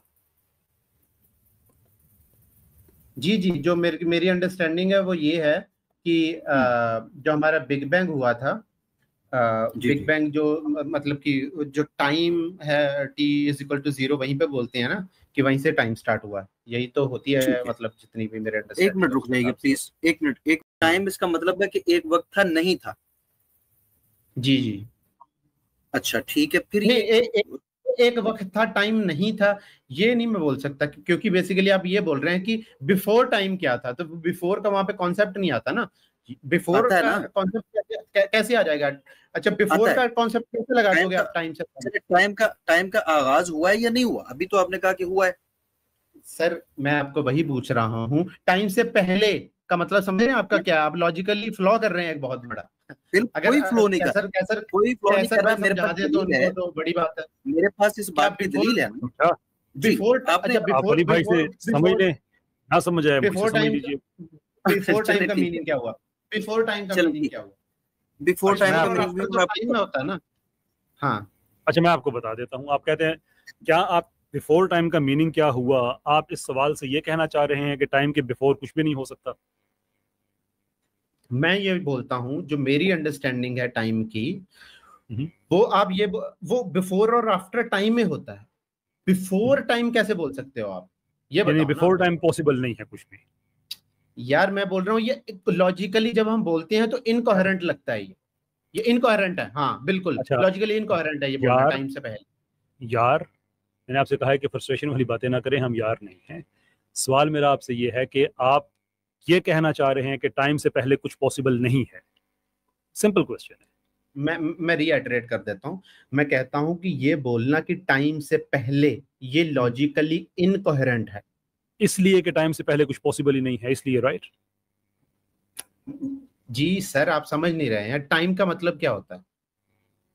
पहले और बाद तो टाइम में, पहले और बाद तो टाइम में होता है ना, तो टाइम से पहले बोलना लॉजिकली इनकोहेरेंट है। तो आप बता दें ये कोहेरेंट है कि लॉजिकली आपको इसलिए इनकोहेरेंट लग रहा है ना कि टाइम से पहले तो कुछ हो ही नहीं सकता, कि पहले बाद जो भी है टाइम के बाद ही होगा ना भाई, टाइम के अंदर ही होगा, तो पहले तो कुछ भी नहीं हो सकता। टाइम का मतलब क्या होता है? आप बिफोर का मतलब क्या हुआ? आखिरी टाइम है, उसके बाद मैं आपको किक आउट करने लगा। बिफोर का लफ्ज इस्तेमाल ही नहीं किया हमने, आगाज की बात की। क्वेश्चन है कि आप ये कहते हैं कि before time nothing is possible, yes और नो? कुछ और कह रहे हैं आप?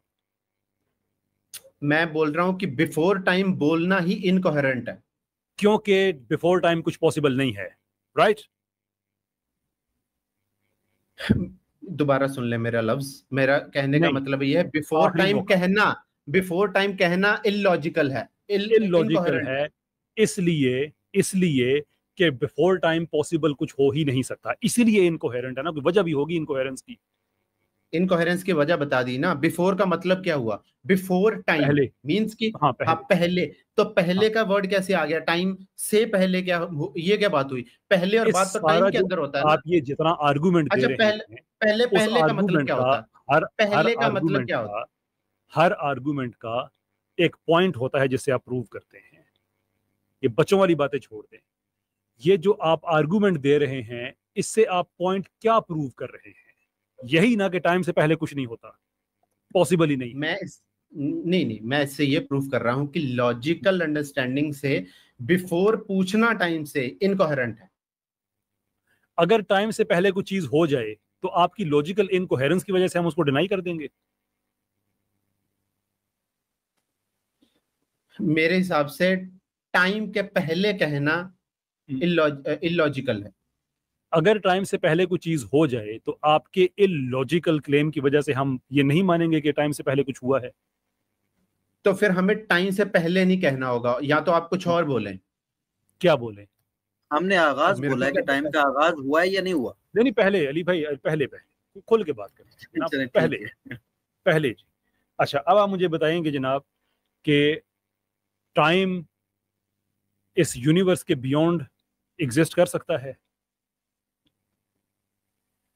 यार इस यूनिवर्स के बियॉन्ड एग्जिस्ट कर सकता है कि नहीं, ये तो मैं नहीं बता सकता कि टाइम पहले भी था या नहीं था, लेकिन हमारे जितनी हमारी ऑब्जर्वेबल यूनिवर्स है उससे तो यही पता चलता है कि बिग बैंग से ही चीजों की स्टार्टिंग हुई है। Big including time? हाँ बिल्कुल। Including time. अब जो बिग बैंग है, यह बात याद रखिएगा और इसे फिरिएगा नहीं कि big bang then time, right?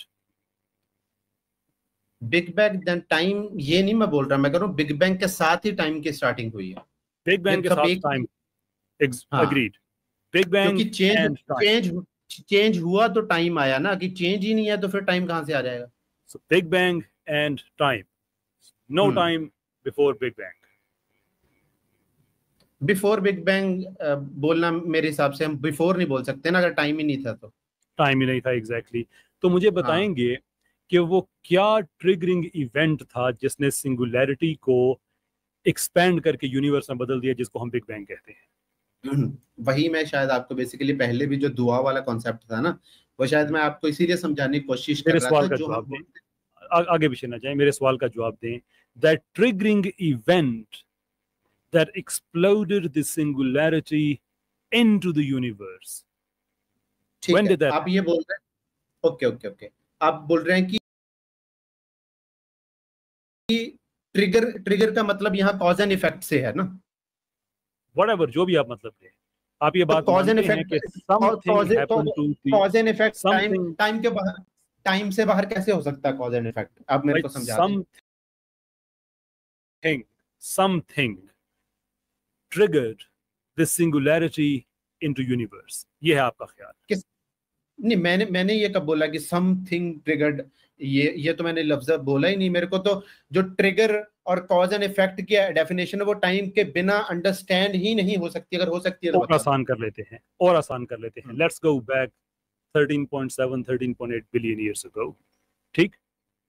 There is no universe and now there is universe. एक स्प्लिट सेकंड है, उससे पहले यूनिवर्स नहीं है। नहीं, मैं ये बोल रहा हूँ उससे पहले बोल ही नहीं सकते हम। उससे पहले हमारी अंडरस्टैंडिंग में आ ही नहीं सकता। पहले टाइम से पहले बोलना ही इनकोहेरेंट है। अच्छा, 13.7 बिलियन ईयर्स अगो यूनिवर्स था? नहीं, 13.8 बिलियन अगो बोलते हैं ना कि बिग बैंग शुरू हुआ। 13.9 बिलियन ईयर्स अगो यूनिवर्स था? देखें, जब टाइम ही 13.8 बिलियन हम बोल रहे हैं बिग बैंग से स्टार्ट हुआ है, तो उससे पहले आप कहां से चले गए? एग्जैक्टली तो हम ये नहीं कह सकते क्योंकि जो टाइम है वो बिग बैंग से स्टार्ट हुआ है, राइट? जी बिल्कुल। So we go all the way back to that precise moment जब बिग बैंग होता है और यूनिवर्स एग्जिस्टेंस में आ जाता है। Are you with me on this? बिल्कुल सर। और उसके साथ ही टाइम शुरू हो जाता है।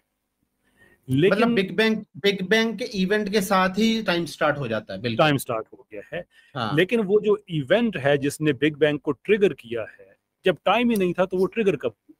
मैं वही तो बोल रहा हूँ कि ट्रिगर, वही यहाँ पे ट्रिगर बोलना, इवेंट हुआ बोलना, ये सब चीजें ही इलॉजिकल हैं। अगर टाइम जो भाई आपकी लॉजिक की वजह से आपकी लॉजिक जो इवेंट होता है, जो कुछ कॉज और इफेक्ट होता है, वो तो टाइम के अंदर होता है। जब टाइम है ही नहीं तो हम कॉज एंड इफेक्ट कैसे बोल सकते हैं?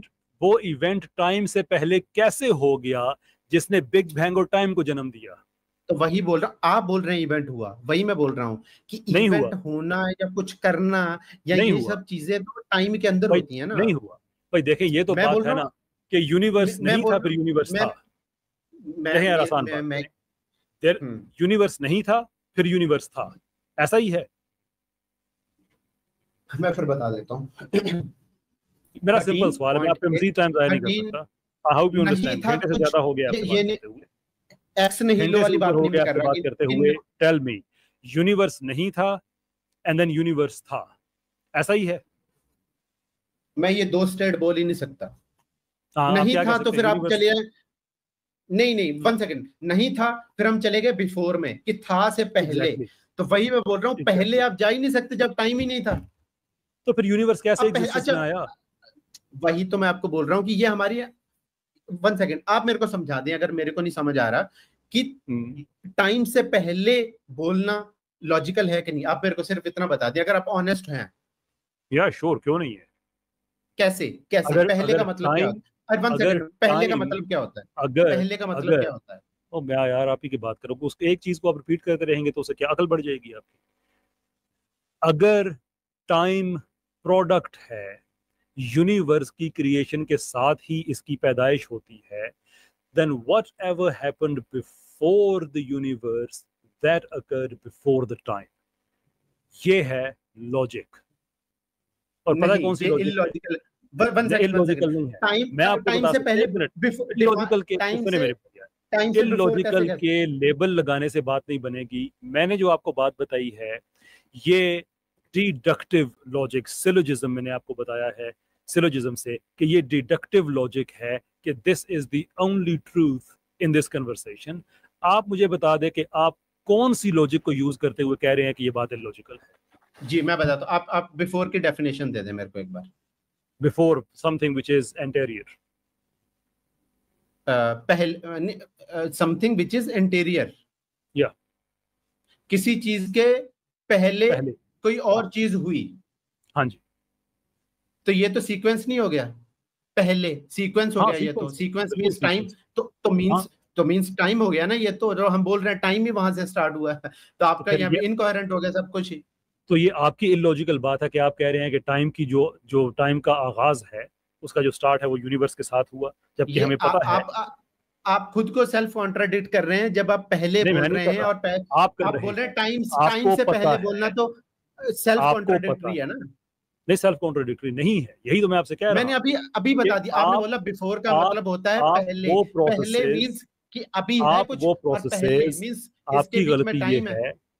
अच्छा यार, एक छोटी सी चीज है ना, मुझे खुद फ्रस्ट्रेशन होना शुरू हो गई है कि आप कैसी बचकाना बातें करते हैं। आपको होनी है क्योंकि आपको लॉजिकली इनकोहेरेंट बातें कर रहे हैं। कौन से मैंने तो आपको बताया है कि मैं आपको बता रहा हूँ डिडक्टिव लॉजिक से, deductive logic, premise number 1 something, premise number 1 से बता रहा हूँ आपको।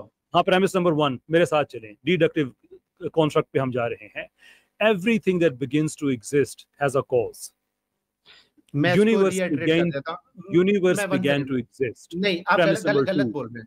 Conclusion therefore, इसमें क्या premise number 1 में क्या गलती है? हाँ, premise क्या गलती है premise number 1 में? Everything that begins to exist within space and time have a cause. ये है सही premise। और इसकी ये premise किसने दी है? ये मैंने अभी दी है, क्योंकि बिफोर टाइम हम कुछ बता ही नहीं सकते। कॉज एंड इफेक्ट कैसे हो सकता है टाइम के अलावा? अच्छा नहीं, यूनिवर्स का आगाज हुआ था, नहीं हुआ था? Did universe begin to exist? हमारे ऑब्जर्वेबल यूनिवर्स की बिगिनिंग है जी, बिल्कुल। और वो टाइम और स्पेस के अंदर थी जो उसकी बिगिनिंग है। यूनिवर्स से ही टाइम और स्पेस स्टार्ट हुआ, व्हिच मींस के जो यूनिवर्स की बिगिनिंग है वो टाइम और स्पेस के अंदर नहीं थी, बाहर थी। यूनिवर्स की beginning, universe in itself is a space and time. उसके बाहर बोलना ही गलत है ना। मतलब आप तो ऐसी चीज बोल रहे हो। तो अच्छा, आप मेरे को ये बताएं कि स्पेस और टाइम के बिना आप कुछ इमेजिन कर सकते हो? It began to exist, right? जी बिल्कुल। And when it began to exist, there we had the space and time, which means that the process of existence itself, then आप गलत बोल रहे हैं। it coming into existence, ये आप जब सुनेंगे नहीं तो आपको कैसे समझ आएगी? कैसे समझ आएगी आप? अच्छा मेरे को ये बता दें, देन कहाँ पे आएगा? टाइम से ही आएगा ना देन। तो जब टाइम था ही नहीं तो अब कॉज एंड इफेक्ट कैसे लगा रहे हैं? मेरे को सिर्फ इतना समझा दे, टाइम के बिना स्पेस एंड टाइम कैसे लगा रहे हैं? यूनिवर्स इटर्नल है, फिर आप ये कहते हैं। यार मैं वही बोल रहा हूँ कि हमारी जितनी अंडरस्टैंडिंग है, हमारा लॉजिक जहां तक हमें लेके जाता है वो बस यहाँ तक लेके जाता है। जो गोडाल ने अपनी थ्योरी ऑफ इनकम्प्लीटनेस दी थी उससे भी यही दिखाया था उसने कि लॉजिक जो है उसकी भी लिमिटेशंस हैं। तो this is what the limitation of logic is, कि हम यहाँ पे जाके लिमिट हो जाते हैं। नहीं, गर्डल ने ये नहीं कहा था। अच्छा उसने क्या कहा था? उसने प्रूफ क्या किया था अपनी थ्योरी ऑफ इनकम्प्लीटनेस से? उसने किया था कि मैथमेटिक्स जो है ये सिर्फ ब्लैक एंड वाइट नहीं है, इसके अंदर ग्रे आ सकता है। कि जब भी आप कोई मैथमेटिकल सिस्टम बनाते हैं न्यूमेरिकली, तो वो सिस्टम खुद अपने आप को ठीक साबित नहीं कर सकता। You always have the element of belief, that's a different thing completely. ये हमारी जो देसी फिलॉसफर है, गोडाल ने जब एक लॉजिकली कोहेरेंट स्टेटमेंट गढ़ी थी जिसमें ये बोला था this statement can not be proven with in this system, तो उससे हमें यह साबित हुआ था कि हम लॉजिकली इसका यस और नो का आंसर नहीं दे सकते। अगर यस देंगे तो तभी भी फंसते हैं, नो देंगे तो उसमें सिस्टम खुद अपनी ऑथेंटिसिटी को साबित नहीं कर सकता। तो सिस्टम की जो है लिमिटेशन दर्शाई थी इससे उसने। हाँ, तो सब सिस्टम की लिमिटेशन समझ आ गई ना। अब चूंकि आपको अपनी लिमिटेशन नजर आ गई है, इसलिए आप गर्डल वगैरह की इररेलेवेंट बातें लेके बात को कभी इधर लेके जा रहे हैं, कभी उधर नहीं, लेके जा रहे हैं। मैं आपको मेरा एक समझाने सिंपल की कोशिश सवाल कर रहा है, हूँ कि हमारी लिमिटेशन है लॉजिक की। बहुत सिंपल मेरी आपकी होगी ना। मैं आपसे ये नहीं कह रहा कि आप अपनी लिमिटेशन, अब आपकी अपनी फंस गए हैं लिमिटेशन तो है फिर ये है भाई, कि भाई आपकी अब अपनी कुछ भी नहीं। लिमिटेशन होगी। फिर वही आप फिलोसफर हैं, गंदी हरकतों पे नहीं आते। आप फिलोसफर हैं, अच्छा, आपकी सारी आप बातें बोल सकते हैं कि फिर वही बात। ओ सुन, लेकिन मैं नहीं कुछ बोल सकता। तो मैं आपसे जब बात करने की कोशिश करता हूँ, आप बीच में जब बार बार बार्जिन करेंगे तो मैं आपको कितनी इज्जत, बताएं कितने लोग पीछे वेट कर रहे हैं, सब बात करना चाह रहे हैं। आपको एक छोटी सी, एक मैं इंतहाई बस इतना बचकाना दिखा बात रहा हूँ है। कि आपकी लॉजिकली कितने इनकोहेरेंट हैं, और आप मैं दोबारा आपको ले रहा हूँ। अब अगर ये हरकत की तो मैं आपको परमानेंटली किक आउट करूंगा, इसलिए कि इज्जत देने का मतलब ना इज्जत कमाने की चीज होती है, ये बात जहन में रखें। अगर आप इज्जत कमा नहीं सकते हैं ना, you don't belong there. Welcome back.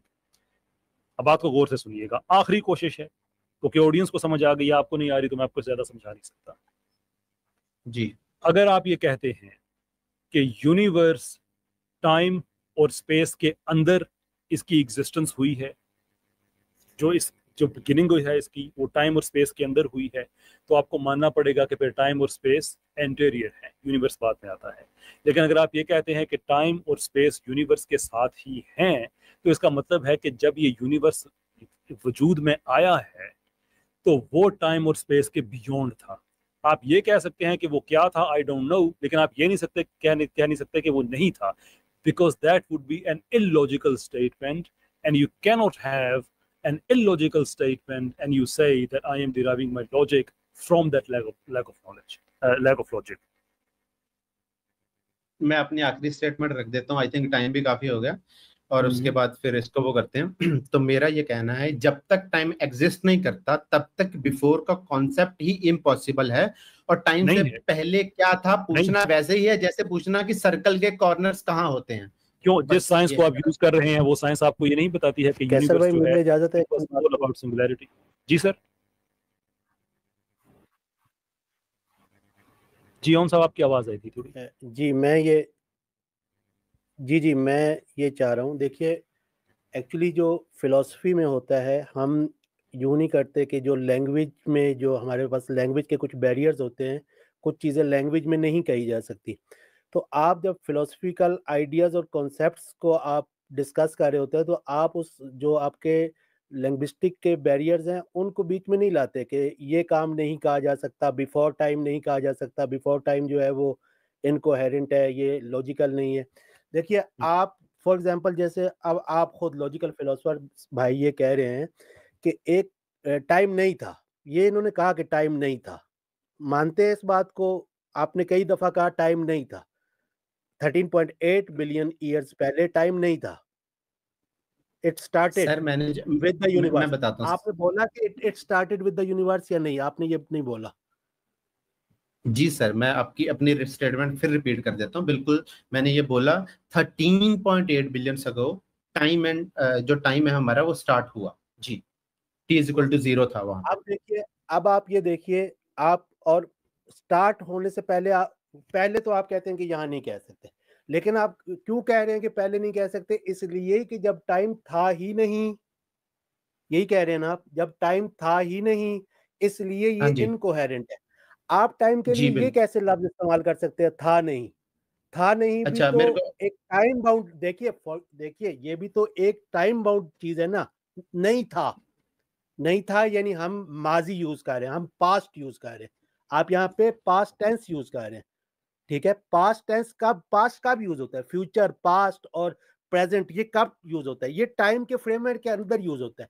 तो अब हम आपको कहें कि ये आपकी बात इनकोहेरेंट है कि टाइम था ही नहीं, क्योंकि था की बात यहाँ पे हो ही नहीं सकती, था या नहीं था ये बात हो ही नहीं सकती, तो क्योंकि असलन टाइम ही नहीं था। तो जी ये सर, जी सर, एक्चुअली ये बात, ये लैंग्विस्टिक के कुछ बैरियर्स हैं, लैंग्वेज के कुछ बैरियर्स हैं, जिनको आप लॉजिकल डिस्कशंस और कॉन्सेप्ट्स में इस तरह से नहीं ला सकते। आपको ये कबूल करना पड़ेगा कि खुद आप, क्योंकि आप फिलोसफर होने की बात कर रहे हैं, आप फिलोसफर हैं, आपने अपना नाम भी रखा है, तो बात चीजें ऐसी होती हैं कि जो हमारे पास पहले और बाद दो तरह का होता है, ठीक है? एक पहले और बाद टाइम से रिलेटेड होता है, एक पहले और बाद जो है वो ऑन्टोलॉजिकल होता है, एग्जिस्टेंस से रिलेटेड होता है, ठीक है। जिस तरह हम कॉज को कहते हैं, कॉज जो है वो इफेक्ट से पहले है, यानी कि क्योंकि डिपेंडेंस है इफेक्ट की कॉज के ऊपर, इस डिपेंडेंस की वजह से हम कहते हैं कि कॉज जो है वो उससे पहले है, ना कि उसके टाइम की वजह से। तो ये जो है वो पहले और बाद जो है वो सिर्फ टाइम रिलेटेड नहीं होता, लिहाजा हम बिफोर टाइम कह सकते हैं, वरना आप ये भी नहीं कह सकते कि जब टाइम था ही नहीं तो आप बिफोर टाइम कैसे कहेंगे, ये इनकोहेरेंट है। जी सर, मैं बोलूं अब? आखिरी बात कहें और उसके बाद इजाजत देंगे आपसे। हाँ जी, मैं फिर से बोल रहा हूँ, जब अगर वक्त था ही नहीं तो बिफोर एक मीनिंगलेस चीज है, और हमारा लैंग्वेज बैरियर कहना एक एस्केप रूट है, क्योंकि मैं तो सिर्फ लॉजिक की यहाँ पे बात कर रहा हूँ, अपनी जबान की तो बात ही बेसिकली हम ये मेरे हिसाब से आप एक बहुत ही एस्केप रूट ले रहे हैं ये कहना कि हमारा लैंग्वेज बैरियर, जबकि जब हमें एक बेसिक लॉजिक अप्लाई कर रहा हूँ तो उससे हमें ये चीज समझ आती है कि जमान बेसिकली हमारे ये कहना कि बिफोर जो है टाइम से पहले, ये बिल्कुल ही इम्पॉसिबल और इनकोहेरेंट है। आप टाइम था ही नहीं कह रहे हैं ना, आप कई बार आप रिपीट कर रहे हैं, मैंने आपको इसी की तरफ, आपकी ये बात भी इनकोहेरेंट है, आपकी ये बात भी इनकोहेरेंट है, और अगर आप कहेंगे टाइम था तो ये भी इनकोहेरेंट है, ये दोनों लिहाज से इनकोहेरेंट होगा, क्योंकि आप जो है वो जब टाइम था ही नहीं, देयर वाज नो टाइम, तो वाज कहां से आ गया? जी सर, वाज जो है वो with in time and space आता है, आप इसको, ये भी इनकोहेरेंट है। आप जो है वो अगर कहते हैं कि ये इनकोहेरेंट है कि बिफोर टाइम, तो आप कहते हैं टाइम नहीं था, नहीं था कहां से ला रहे हैं आप? पास्ट टेंस क्यों यूज कर रहे हैं? Past tense within time framework use होता है। जी सर, मैं आपको फिर से बता देता हूँ मैंने क्या बोला था। जो हमारी अंडरस्टैंडिंग उससे मुताबिक 13.8 बिलियन ईयर्स अगो टाइम स्टार्टेड।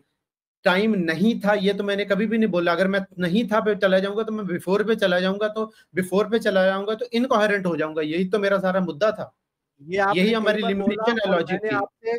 आपने ये कई बार बोला और मैंने आपसे पूछा भी, लेकिन मैं कह देता हूं कि ठीक है आपने नहीं बोला। अब आप कह रहे हो टाइम स्टार्टेड एट T0, यानी T0 पे टाइम स्टार्टेड, फिर आप पास्ट टेंस यूज कर रहे हो, स्टार्टेड यानी there was nothing and it started. आप नहीं, जो है नथिंग वो मैं नहीं ले रहा, मैं वही। स्टार्टेड का क्या मतलब है? बिगिनिंग का क्या मतलब है? आप देखिए, आप खुद फिर इनकोहेरेंट बात कर रहे हो। आप कह रहे हो स्टार्टेड, टाइम स्टार्टेड, मैं नहीं था को छोड़ देता हूं, स्टार्टेड फिर आप पास्ट टेंस यूज कर रहे हो उस वक्त जब टाइम नहीं था। जी, मैं फिर से आपको एक्सप्लेन कर देता हूं कि 13.8 फिर से एक्सप्लेन ना कीजिए, इसलिए कि अब आप लिटरली माइंड ना कीजिएगा एक ब्रोकन रिकॉर्ड की तरह आप उसी चीज को रिपीट किए जा रहे हैं। फ्रेश आर्गुमेंट आपकी तरफ से नहीं आ रहा है, और आप if you keep on repeating the same thing, it doesn't add any value to the conversation.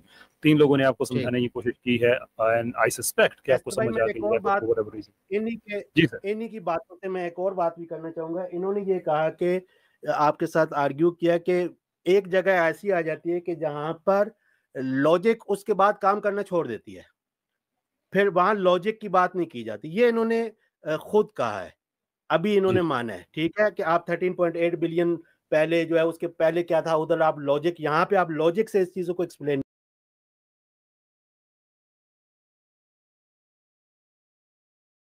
जबकि आप खुद ये मान रहे हैं कि एक जगह ऐसी होती है जहां पे उसके बाद लॉजिक से चीजें एक्सप्लेन नहीं की जा सकती। ये हम आपकी बात को, क्योंकि आप इसको कबूल करते हैं, इसलिए मैं आपके ऊपर ये जो है वो रिबटल रख रहा हूं कि आप कह रहे हैं कि एक जगह ऐसी है जिसके बाद लॉजिक काम करना छोड़ देती है। तो आप खुदा के बारे में इस चीज को क्यों कबूल नहीं करते कि वहां पे एक जात, एक हस्ती ऐसी है कि जहां पे फिर लॉजिक उससे बियॉन्ड नहीं जा सकती, हमारी अकलें उससे बियॉन्ड नहीं जा सकती। जी, अब मैं बोल सकता हूँ? कोई नई बात है तो जरूर। हाँ, मैं इसी सर की बात पे रिस्पॉन्ड करके फिर आपका मौक़िफ़ है, नहीं तो मैं जा सकता हूँ। ठीक है, इसीलिए जहां पे हमारा लॉजिकल लॉ लिमिट हो जाता है, हम रुक जाते हैं। हम आपकी रिस्पेक्टफुल रह के मैं ये बोलना चाहता हूँ कि जो भी लोग ये बोलते हैं कि उससे पहले ये था, वो था, फलाना था, ढिमकाना था, फिर तो वो लॉजिक के बाहर जाके चीजों का एक्सप्लेन करने की कोशिश कर रहे हैं ना। जबकि हम ऑनेस्ट रह के हम ये कबूल कर रहे हैं कि लॉजिक यहाँ पे लिमिट है, बस हमें इससे पहले नहीं पता क्या था क्या नहीं था। लेकिन आप तो उस इलॉजिकल चीज को एक्सप्लेन करने की कोशिश करते हैं, जबकि वहां पे लॉजिक खत्म हो गया फिर भी। जी चलें, बहुत बहुत शुक्रिया आपका। मेरे ख्याल में इससे आगे मजीद बात को there is no point. Logical philosopher next time आप आएंगे तो टाइम आपके साथ रखेंगे। आई थिंक पहली दफ़ा आप आए थे, at least that's what I think. तो it has taken us nearly hour and half with your good self. तो इंशाल्लाह नेक्स्ट टाइम आएंगे तो एक स्पेसिफिक टॉपिक पे आपसे बात करेंगे। बहुत अच्छा लगा आपसे for today. Thank you very much.